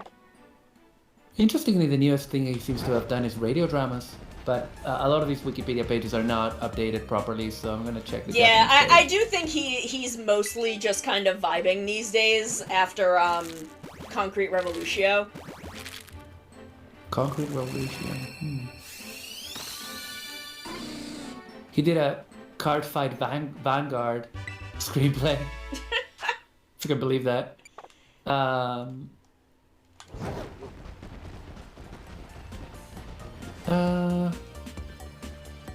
Yeah, he doesn't seem to do much these days, I guess. What the fuck was that? It's like my utter disappointment when I learned that Shigenori Takatera, the producer of Hibiki and later Damaging Canon,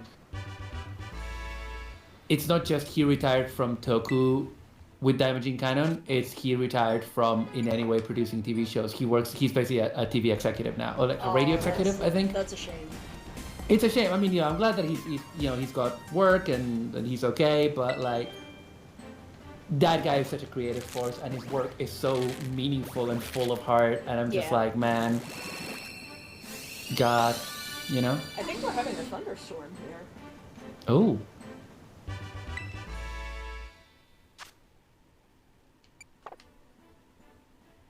Hey, it's Decade the Karate Bugman! It's my counterpart. Oh. Honore Decado! How you doing? How's it going? How you doing? We were actually sort of just talking about Decade because we were talking about Show Aikawa. Mm-hmm.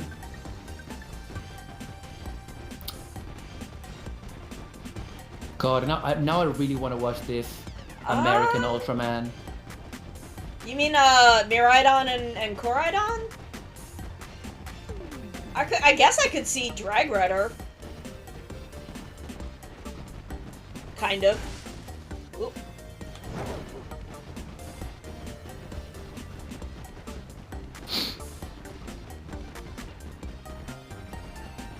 How many episodes is Ultraman the Ultimate Hero? 13. Giddy up. That's short even for an Ultraman. Well, aren't there a lot of more in Ultraman shows like 13 episodes? No, they're like 24. Okay. I think there's a couple that are 13, maybe, right? Pretty much all of New Generation is a 6-month run. So it's all like 24, 25 episodes. Because right now they do like a 6-month on, 6-month off. Which is good because I think they take that time to like develop the next one. Other Pokemon linked to Ryuki. Oh yeah, I talk about that all the time. That Ash sings the opening to Kamen Rider Ryuki. Because Alive Alive is one of my favorite Rider openings. Oh, so good. I talk about that one a lot, and Rika Matsumoto also voices Ash in the Pokemon anime. Oh, so that song is so good. It is. It's so fucking good. So apparently, Ultraman the Ultimate Hero was the only Heisei Ultra series to be shot in high definition. Huh. Which is interesting. And yeah, because like, yeah, I do know they didn't do that for Mobius. And apparently there's a Blu-ray of it, so I want to hunt that down because it looks interesting. Yeah. But I also don't want to have to say the first Ultraman I finished watching is the American one. So I need to finish Mobius first, even though Mobius is like 50 fucking episodes and I'm only like a third in. Oh no. Like I love it, but it's very long and it's really episodic. It's not designed to be binged. It's designed to be watched once a week by a child. You know? I do really want to watch it though, because I want to see Hikari. Oh, like Sono, his story is so good. It made me cry so much. I'm love the big fish man. I love the big fish man. I love the big sexy fish man. Okay, next one is our 100th Dunsparce egg. Oh, here we go. We've hit the 100 threshold. The 100. Yup. Oh, okay, come on, be shiny. Are you gonna be pink? No. Is it? No. Oh. I'm feeling a lot more invigorated with this one than I was with Tauros, though. Oh. Maybe it's just because I know that I won't have to, stare at it. It does do the little shiny sparkle after it finishes the hatching animation, but still. Yeah. Starting to watch Super 1. Yeah, there's actually a really good YouTube video, I think it's like 10 or 15 minutes, that actually summarizes with good information the entire situation with the actor of Kamen Rider Super 1. Yeah. And it's buck wild. It's literally like he basically glommed onto a couple of specific fans to like emotionally manipulate them for money. Oh, that's. And did it several sucks. times. Yeah, and then of course he got in legal trouble. I think because he kept doing it even after he got caught, basically, and then that's when he disappeared, right? That's the guy he's still at large. He's still at large. Nobody knows where he is. Yep. Which is wild. Yeah, it's a shame that a couple of actors have turned out to be garbage people. Oh, was there another one? Gills from Agito abused his girlfriend, I think. What's his name from Gaim? Scientist Man. Oh, yeah. I think, I forget what exactly he did. Something, I don't remember if he cheated on a girlfriend, or if he, like, harassed a girl. I don't remember exactly what it was. No, I think he harassed somebody. I think because he got dropped by his agency. Yeah, because I don't keep this information in my brain because I don't like to think about these guys. And I think there's like one or two others. Sadly, one day I'm gonna try to ask for a favor to my friends who speak Japanese, because I couldn't figure out why Shigeki Hosokawa didn't get any more jobs since the 2010s, since the Death Note movies. And that's Hibiki. That's Kamen Rider Hibiki, and he's a good actor. And the only thing I could find was stuff that was poorly translated, and then I also find only a couple of reports that I could find because obviously I can't really Google very well in Japanese unless it's very basic stuff, and this is not basic stuff. And he got dropped by his agency, and the word harassment came up. And so I don't know what happened or what was actually said. And what I want to do is I want to, like, if at some point I have money to, like, I want to get like a few web pages and then just like give them to a translator friend to translate, pay them to translate them for me, because other actors I wouldn't mind. It's just Hibiki. I need to know. Yeah. And I've had this knowledge for a couple of years, and I am okay with liking Hibiki because of, it's just, Oh yeah, I mean, like, I still love the character of Gills. Yeah. And I can separate that from the fact that I think the actor is shit, especially because in no way do I interact with Agito where he would get any benefit from it. Yeah. Yeah, and also, like, I mean, like, even if I interact in a way with Hibiki, I doubt he would get any benefit from that. Yeah. Do you know what I mean? Like, yeah, it's not like playing the wizard game. Like, yeah, it's not that. Yeah, it's not that. It's not that. It's literally like, this actor was in a show from 17 years ago, and I bought a model kit off it. I do not think he would see any residuals from that. And also, even if he did, it's like, I don't really know what's going on and stuff. So. Yeah. And like, Vice, that's the other, the voice actor for Vice from Revice did blackface once. That's the other one. Why have everybody glommed on to my Glaswegian accent Shin Ultraman tweets? Because I don't know, it was funny. Because I was just like Chad, for context, I just put up a big picture of Shin Ultraman when I was gonna go to see it. I was like, and I just wrote Glasgow accent. I'm off to see the big man. And then when I came back, I tweeted and I was like, I'm back. The wee man turned into the big man. And everybody fucking lost their mind. It was funny. I didn't see the retweet because I've been on stream, but it's funny. Yeah. I just wish that I could maintain my Glasgow accent consistently, because I cannot maintain any accent consistently, because my brain, because I am brain fucked. My brain has too many languages and too many accents in it. I'm just yeah. So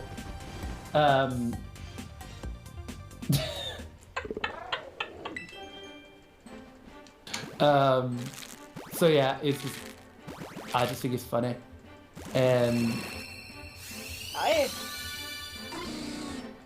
Oh my god, Shin Ultraman was so good.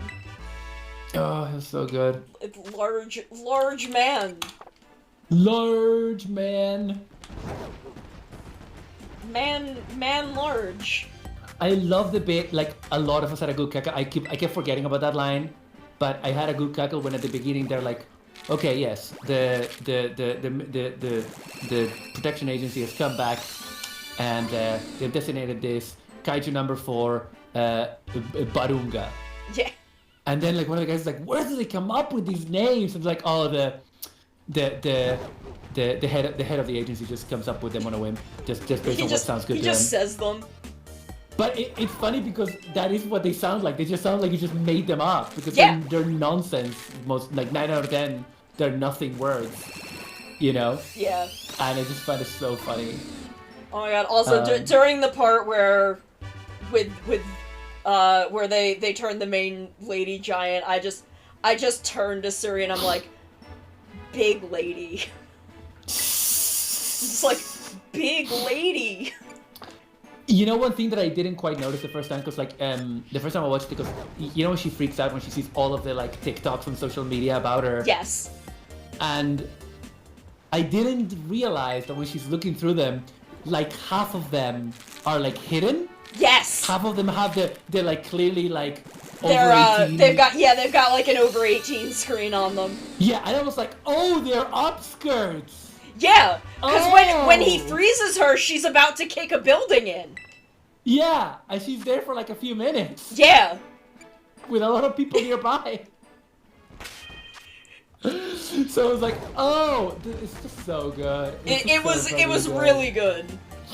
I also love the fact that, like, completely shamelessly, the nerd dude not only has the Enterprise behind him, and I know Hideaki is a big Star Trek fan, he has all the fucking Thunderbirds. Every single Thunderbird vehicle, including, what is the name of the girl? Is it Lady Penelope or something like that? Like the woman that has like the big pink car with 6 wheels. And it's visible behind him in many shots prominently, and it's just so funny. Oh my God. I know that Hideaki Anno did like a compilation Blu-ray of like, I think he just chose his favorite Thunderbirds episodes and he just edited them all together and he called it Shin Thunderbirds. I want him to make a Shin Thunderbirds movie. I love Anno so much. I want him to make a Shin Thunderbirds movie. I want him to have an all British cast, and I want him to do it with real puppets. That's what I want. I think that's what he would want. I think he would. Honestly, I think at this point, like, do you know what I really want, Sana? After Shin Kamen Rider, do you know what I really want? I want Shin Gundam. Yeah. I want Shin Gundam, but the problem is we already have Gundam the Origin, and honestly, well, Gundam the Origin is not quite what Shin Gundam would be, because Gundam the Origin is like what if original Gundam, but more and more consistent, and it's really good. It's one of the best manga I own, but like I'm talking about the manga, not the anime. But like a Hideaki Anno Shin Gundam, that would be cool. Yeah, I just want them to let Anno do all of the things that he wants. Like, just all of the things that he has been in love with his entire life. Yeah, let him do Shin Star Trek. He wants to do Star Trek. He after Evangelion, he did an interview in which he said like what he really wanted to do was a new Star Trek. But he knew that he couldn't. But I think now he could. I think now with the international pedigree he has, he could. Oh yeah, absolutely. I would love Hideaki Anno's Shin Star Trek. Shin Messenger Z. I don't know how into Messenger he is. And the problem is, like, we already have that Messenger, Shin Messenger Z Impact, which was by my boy Yasuhiro Imagawa, who also did the 2004 Tetsujin 28, which, in fairness, is basically Shin Tetsujin. Like, if Hideaki Anno did Shin Tetsujin, he doesn't need to do it. It already exists. It's called Tetsujin 2004. all that Tetsujin 2004 is missing to be a Hideaki Anno production is like his very specific cinematographic concerns in the way that you know that very specific Hideaki Anno way in which he shoots things in a very tight way, or he shoots very mundane things to give you a sense of place. That's the kind of thing it's missing because it's obviously not directed by him. But like, I don't see necessarily a need for a Shin Tetsujin. You know? Oh, and I knew about that link between Kamen Rider and Austin Powers. Yeah, because of Vern Troyer. Yeah, Ferbus. Sono, did I tell you the joke about Ferbus and Geo? Possibly? Go for it. So when Geo was airing, Geo started right when I had just introduced my then housemate and her brother to Kamen Rider with Gaim, and don't worry, they got better. Their favorites are double and O's. It's fine, it's good. They're good.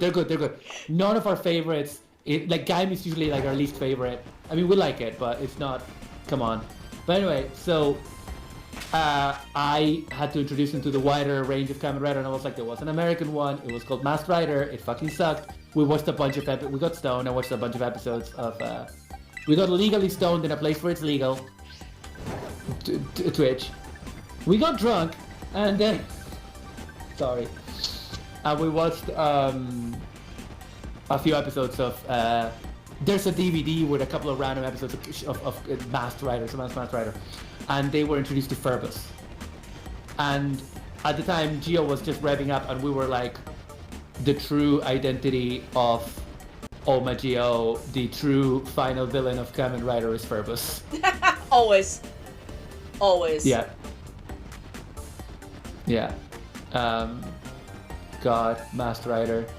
Saban's Masked Rider. Like, we were watching the DVD and it's like in the first episode there's a bunch of fight scenes from like Kamen Rider Zo or J, I always confuse those two.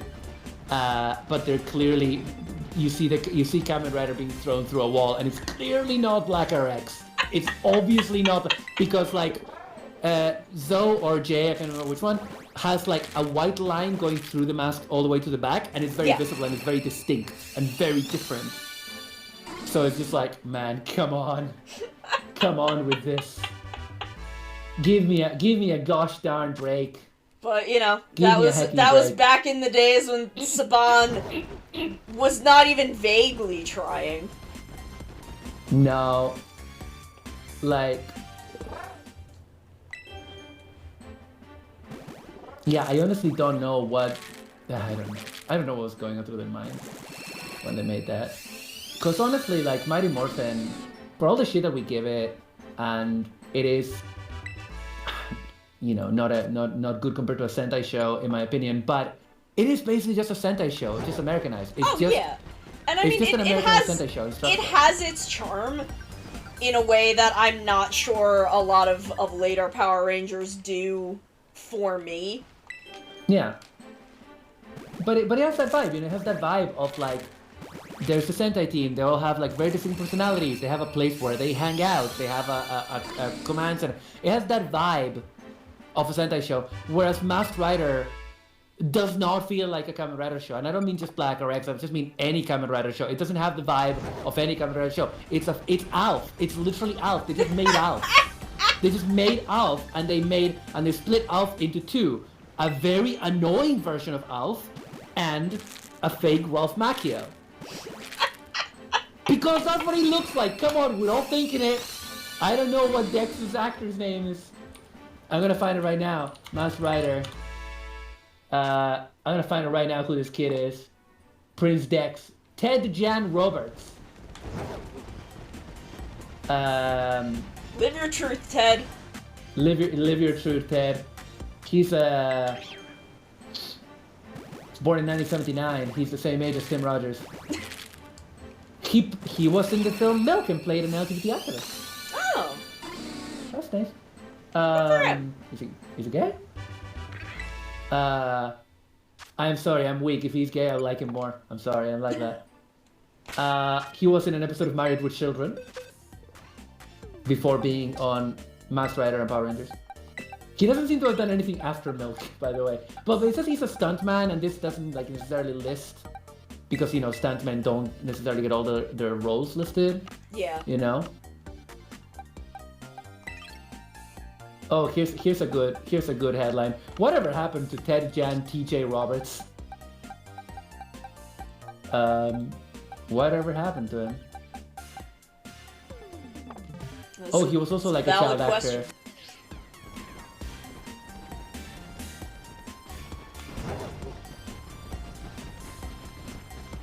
Ted Jan Roberts. Ted Jan Roberts. Just gonna Google him. This poor guy, the first thing that comes up is like a picture of him looking extremely doofy and fucking Masked Rider. I feel bad for him now. Yeah, he was in a film called The Magic Kid, which seems to be a Karate Kid ripoff. No wonder he looks like Ralph Macchio. Godspeed, T.J. Roberts. At least it wasn't Tattooed Teenage Alien Fighters from Beverly Hills. I want to watch that. I want to watch that show. It looks terrible. Did Saban do a joke dub of Dynaman? Did they? There is a joke dub of a few episodes of Dynaman, and I think it was Saban that did it. This was before Mighty Morphin, obviously. It was a spoof dub of 6 episodes. Dynaman dub. Okay. It's a dub parody.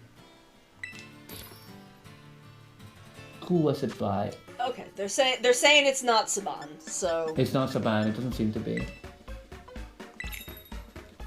I want to know y'all's opinions on the I believe you mean the Mystic Knights of Turn and Off. So I feel like I have seen a couple of episodes of it, but I have no memory in my head of it.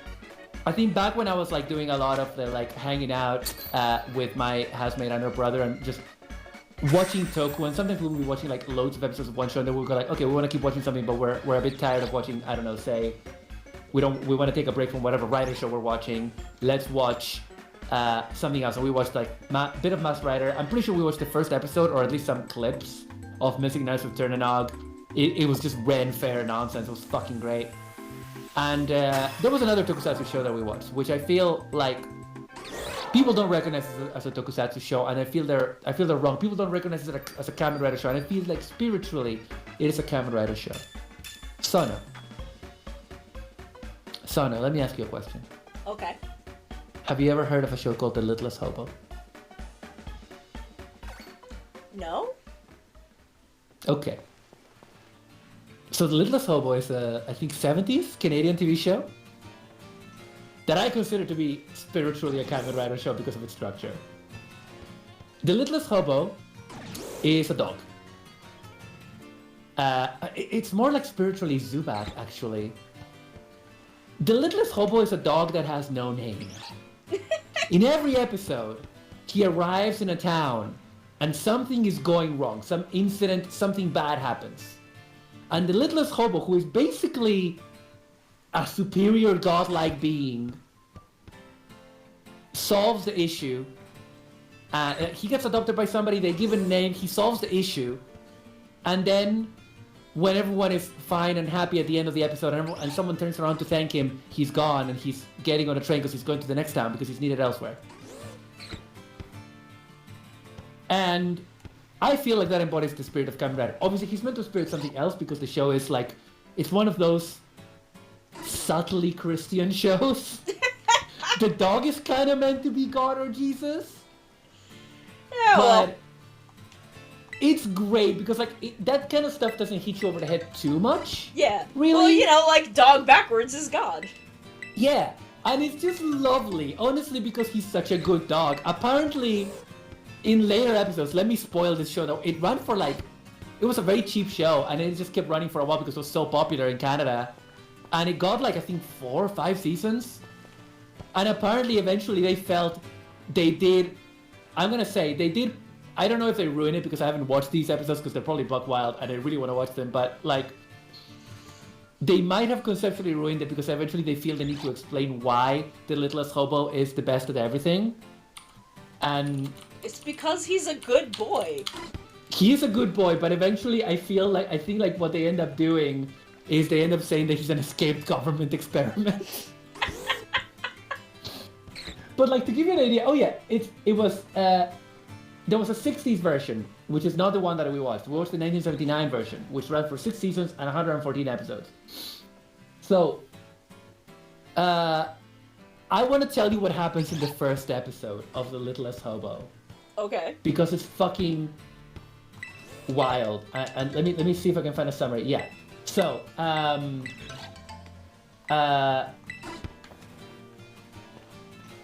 So, the Littlest Hobo arrives in a small country town hit by a forest fire. He helps rescue animals from the blaze and befriends the local forest ranger. And but the local storekeeper has started selling animal traps that have poison in them, which the ranger is angry about. And then accidentally, a child eats poisoned meat. Oh no! And they're like in the middle of the forest and there's like a thunderstorm and there's like, I think like a fire as well. And they can't bring in the local doctor by plane, and so they're flying above it and they're like, we can't land the plane because there's a fire. And then they're like, and then the Littlest Hobo is like, oh, because he doesn't talk, he's a dog, right? He's just a dog. And the pilot is like, are you sure, buddy? Oh. Okay, if you say so. It sounds like you've done this before. And they strap a parachute to the dog with the antidote in it and a note for the kid. And the dog just jumps out of the plane. Oh my god. Parachutes in. I think what gets me is it sounds like you've done this before. Yes! Yes, yes. This is why I'm saying it's a fucking tokusatsu show. It feels like a 70s writer show. It's so dumb. And like, I love it so much. There was even an episode that had fucking Leslie Nielsen in it before he did comedy, so he does a serious episode. Oh my god. It was so funny. We watched so many episodes of that show. There was,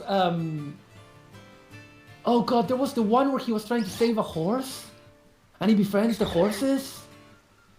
I don't know, it's fucking... No, my favorite, no. Do you know what? The Hit and Run. The Hit and Run episode, Sono. Oh my god. That is an episode for the... Can I tell you about this? I'm sorry. Yes. Okay. So the episode opens, and the little hobo has been hanging out in this town for a while, and he's been adopted by the male woman. Mm-hmm. And so we start the episode in medias res, in terms of like just another day in the life. The male woman is giving out the letters, and suddenly she's like, "Hey, Spike, whatever," because they give him a new name every episode. "Hey, yeah. Spike, here's these letters. Can you put them in that mailbox?" And he goes and puts the letters in the mailbox. So he's a very good boy. He's super smart. And then eventually, I don't know if it's the mail lady. I think it's the mail lady, maybe. She's like out of her truck. She's giving out the letters, and then this drunk driver runs her over. And before anyone can do anything, the driver drives off. He freaks out. He's like, "Oh my god, I've killed," because the guy's like totally drunk. He hasn't killed her. Her. She's injured, but she's okay. She's gonna be okay. But he's like, "Oh, I've killed her. I'm full of guilt. I'm just gonna get on my car and drive away instead of trying to help." And the woman is in hospital, and she's not in great condition, but she will live, and she's fine. And people are like, "Where is this guy? Who was it that ran over this woman? Who did it?" And Littlest Hobo knows because he saw his face. And Littlest Hobo starts stalking this man. Oh my god! Starts hounding him because the man saw the dog, and he shows up one time at his work. The guy is like a crane operator. He's having alcohol problems. He's a crane operator. They know that he sometimes shows up drunk. He doesn't show up drunk. He shows up hangover, and he's operating this crane in a quarry. And Littlest Hobo is like at the top of a bunch of like dirt, just like across the quarry, watching him. And the guy's like haunted by this and makes some mistakes. And they're like, "Oh, Johnny, you're drunk again. Go home." Oh my god. All of this happens in like rural Canadian towns. Yeah. Small towns. And they bring him home, and he's drinking, and he's depressed, and he's angry, and he's like, "Oh, that woman, I feel all this guilt, and I'm so angry, I'm such a fuck up." And then through the window, he sees the Littlest Hobo. Oh my god. The Littlest Hobo never lays a paw on this man, never attacks him. He just looks at him. Just haunts him forever. And this guy takes out he freaks out, he's drunk, he takes out a shotgun. And starts like shooting the Littlest Hobo, like a rifle. Starts shooting the Littlest Hobo through the window like a hunting rifle. And the Littlest Hobo, he's just standing there, and every time he gets shot, he just does a little step to the left. Oh my god. A little step to the right.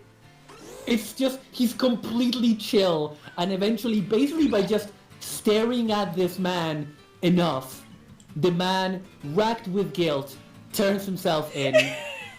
Goes to hospital, apologizes to the lady, and she forgives him. In brackets, because she's a good Christian. Oh my god. And then when they're all like, "Oh, Spike, thank you so much," they turn around, Spike is gone because he's going to the next town. Oh my god. It's one of the fucking most buck wild shows I've ever seen, and it's wonderful. It's so fucking good, man. It's basically tokusatsu. That sounds so unhinged in like the best possible way. But it's also so like kind of mellow and kind of like lovely, because at the end of the day people mostly try to do good, and the Littlest Hobo is the best boy in the world. And for a while like I had the intro song stuck in my head, but I don't anymore. But it is a very nice song. So yeah, I'll show you. We need to do another cultural exchange as well. I need to show you the first episode. You need to see this. Are you familiar with a game called Masters of the Maze? I don't know why, but the suits the contestants who ran through the maze look reminiscent of something that could be a Metal Hero. If you ever get a chance, look on YouTube. I have not heard of it, but I would not be surprised. Because it sounds like something that would have something like that. I also thought Dunsparce was smaller. I thought it was like the size of like a small dog, but Dunsparce is literally as big as I am. It's so large, but also like Tsuchinoko real. And he's just kind of flopping around, and I love him. And Ditto keeps kicking the ball at me. God.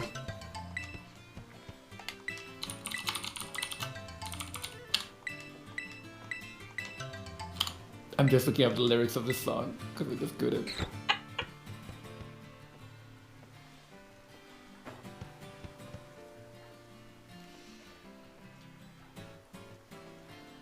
Oh, this is so good.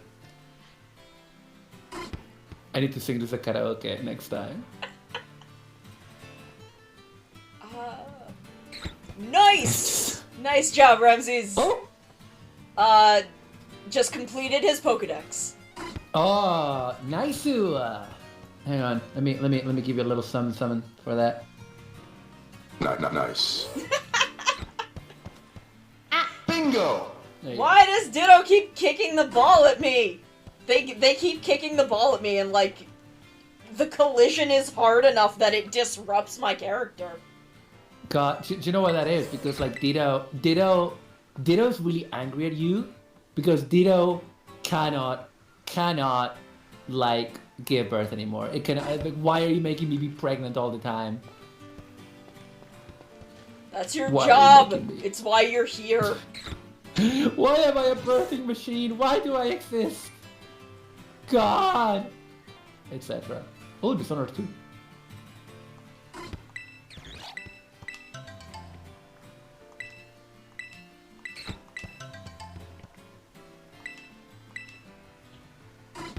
Good Like grief. what? Did you see how much it just like watch how I react to being hit with this fucking little soccer ball. This fucking little dog toy.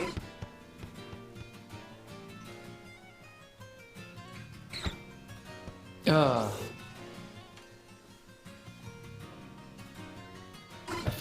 need to listen to this song.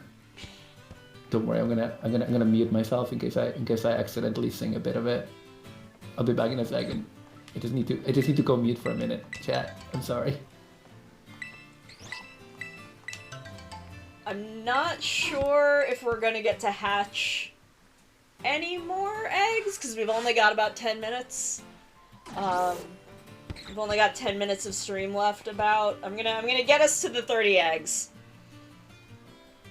And then we'll probably call it a night, and I'll pick back up tomorrow with hatching. Nice! A thing that I realized today that, I can't believe it didn't occur to me before this. But the reason that it takes 999 coins to evolve Gimmighoul is because Goldengo is number 1000 in the National Pokedex. Which I think is cute. Like, as difficult and frustrating as it is to collect that many, I think that's very cute. That's very cute, very clever. That was fantastic. That was brilliant. I just remembered at the time that all this was happening, I was working for a friend of mine, doing some support work, and for a friend who was a disabled artist, and they're Canadian. And I came in one day and I was like, oh god, I just watching the best fucking old show, and I started describing it. And then I mentioned and then I said the title, The Littlest Hobo, and then they were like, what the fuck are you doing watching The Littlest Hobo in the 21st century? What the fuck? They were like, that was playing in Christian channels when I was little, and my friend is older than me. And I was like, I was like, I'm sorry. He's just such a good boy. He's the best he's a boy. good boy. He's a really good boy. He's so. I will show you. I'll send you a link. I'm sending you a lot of links. I'm sorry. I'll send you the link for later because, like, you will see he's the best boy. He's such a good boy.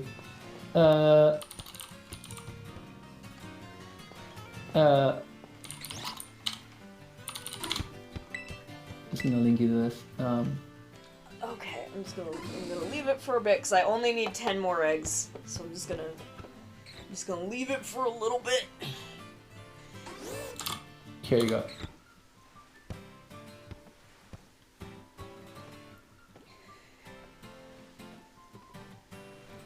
There we go. Ah, Even just looking at the thumbnail, I'm like, what a good dog. I know. I know.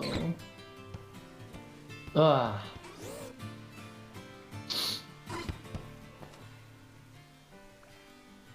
I'm looking at the games for Prime for this month, and there's one that I've never heard of called Breath Edge, and I'm like,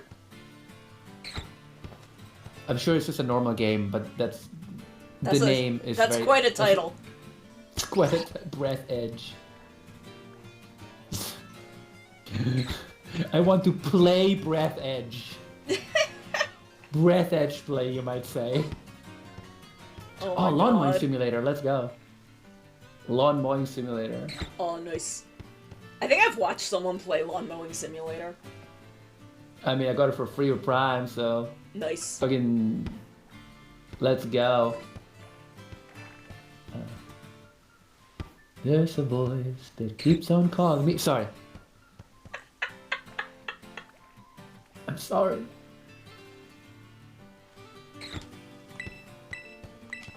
God. Love that book so much. I think Geets is the closest we're gonna get to a dog Kamen Rider. We've had wolves. We've had a couple of wolves. True. True.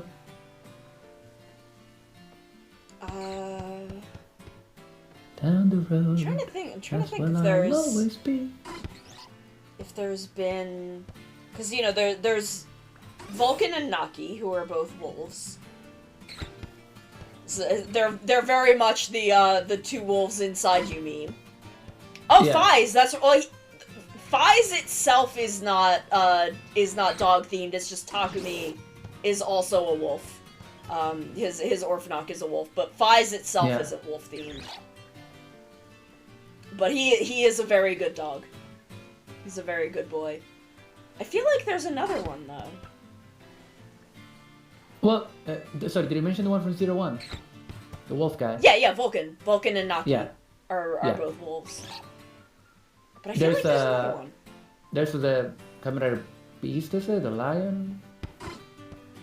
Yeah, that's but a he doesn't lion, have it's not a any dog. dog elements. No. Like there's a lot of like big cat themed Kamen Riders, Yeah. but I feel like there was another dog that I can't remember.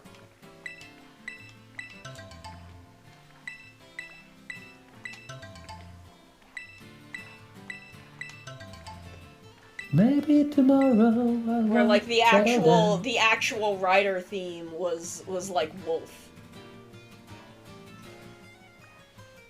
And then you've got Geets, who is a fox, which is dog adjacent. Yeah.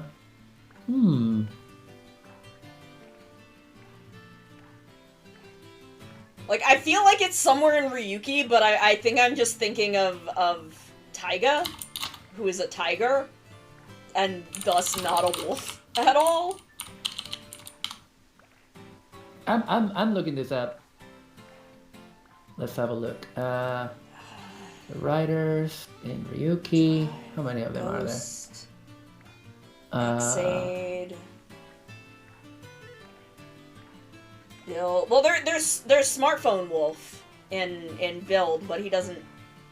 I think if he uses that form, he only uses it like once.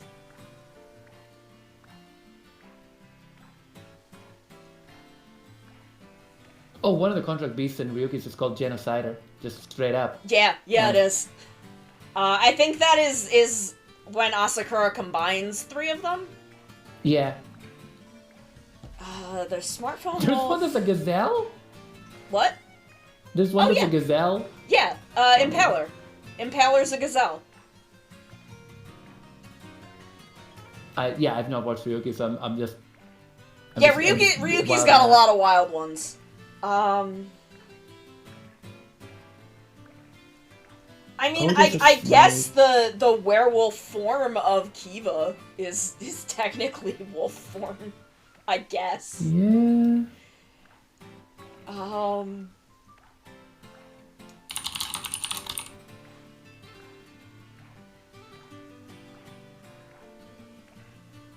I want to see if there's maybe there's a category in Better Wiki that is like wolf riders. No, there isn't. That would be too handy.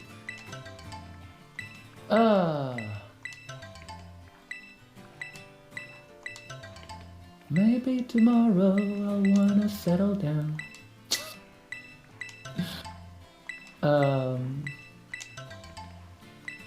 O's doesn't have any. 'Cause O's has that cat. Yeah. I Sorry. think as far as like core forms go, I think it might just be Vulcan and Naki.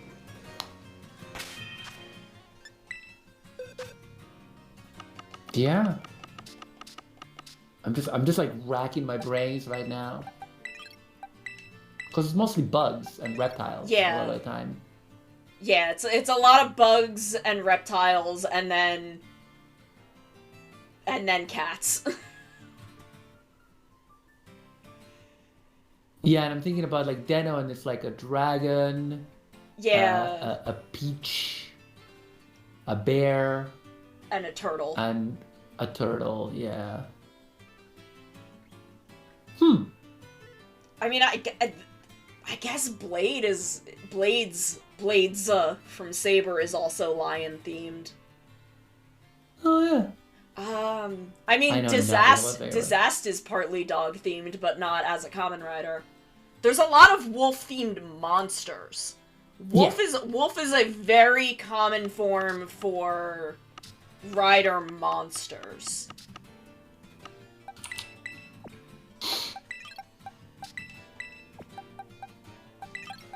Yeah, there's like, oh, okay. Apparently, Kamen Rider Build has one of the full bottles is wolf. Yes, that's for Smuffo Wolf. It's Yeah. the smartphone and wolf, Best match. which like, yeah, okay, sure, why not? I guess you can say those words in that order. Okay, Oh but my that is gonna do it for us tonight. 120 eggs. 120 eggs, which is not bad. That's not terrible. No, That's not Pretty that. good. Frankly, that's not terrible. it's normal. It's normal. It's normal, Jerry. It's normal, Jerry.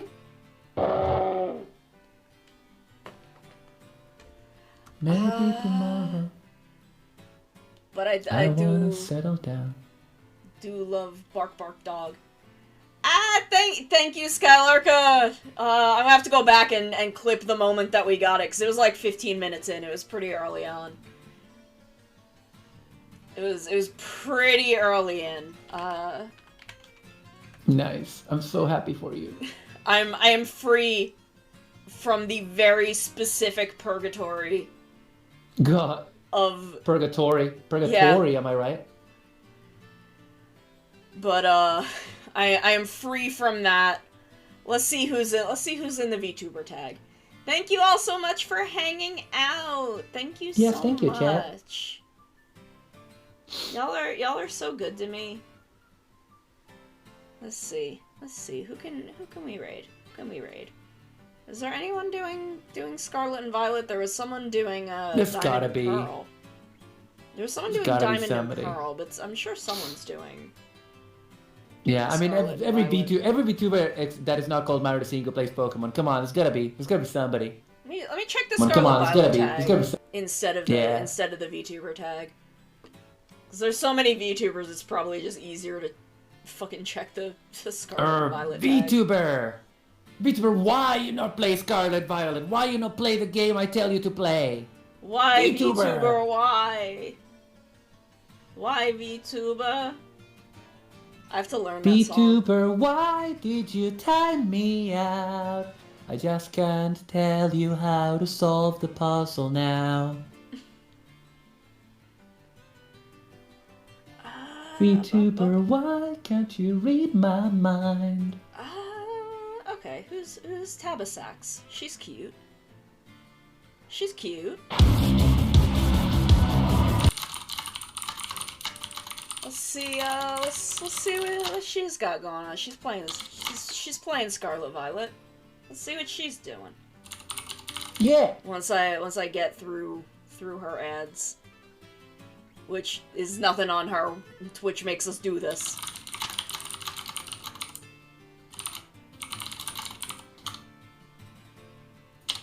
Wield the rings on January 20th. Well, let's see what she's up to. She's cute. Very cute. Tabasax? Don't know who Let that me is. search it up really quick. That's cool. Just gonna Good quick question. get some of these before. I'm so glad you got I that. stopped Tauros. World War I'm so 14. glad you're free. I am. I'm okay. I think this is who we're gonna raid. Nice. Okay, y'all be good. Y'all be nice. I will see you tomorrow for more Dunsparce. I love y'all very, very, very much. Y'all have a wonderful, wonderful, wonderful night.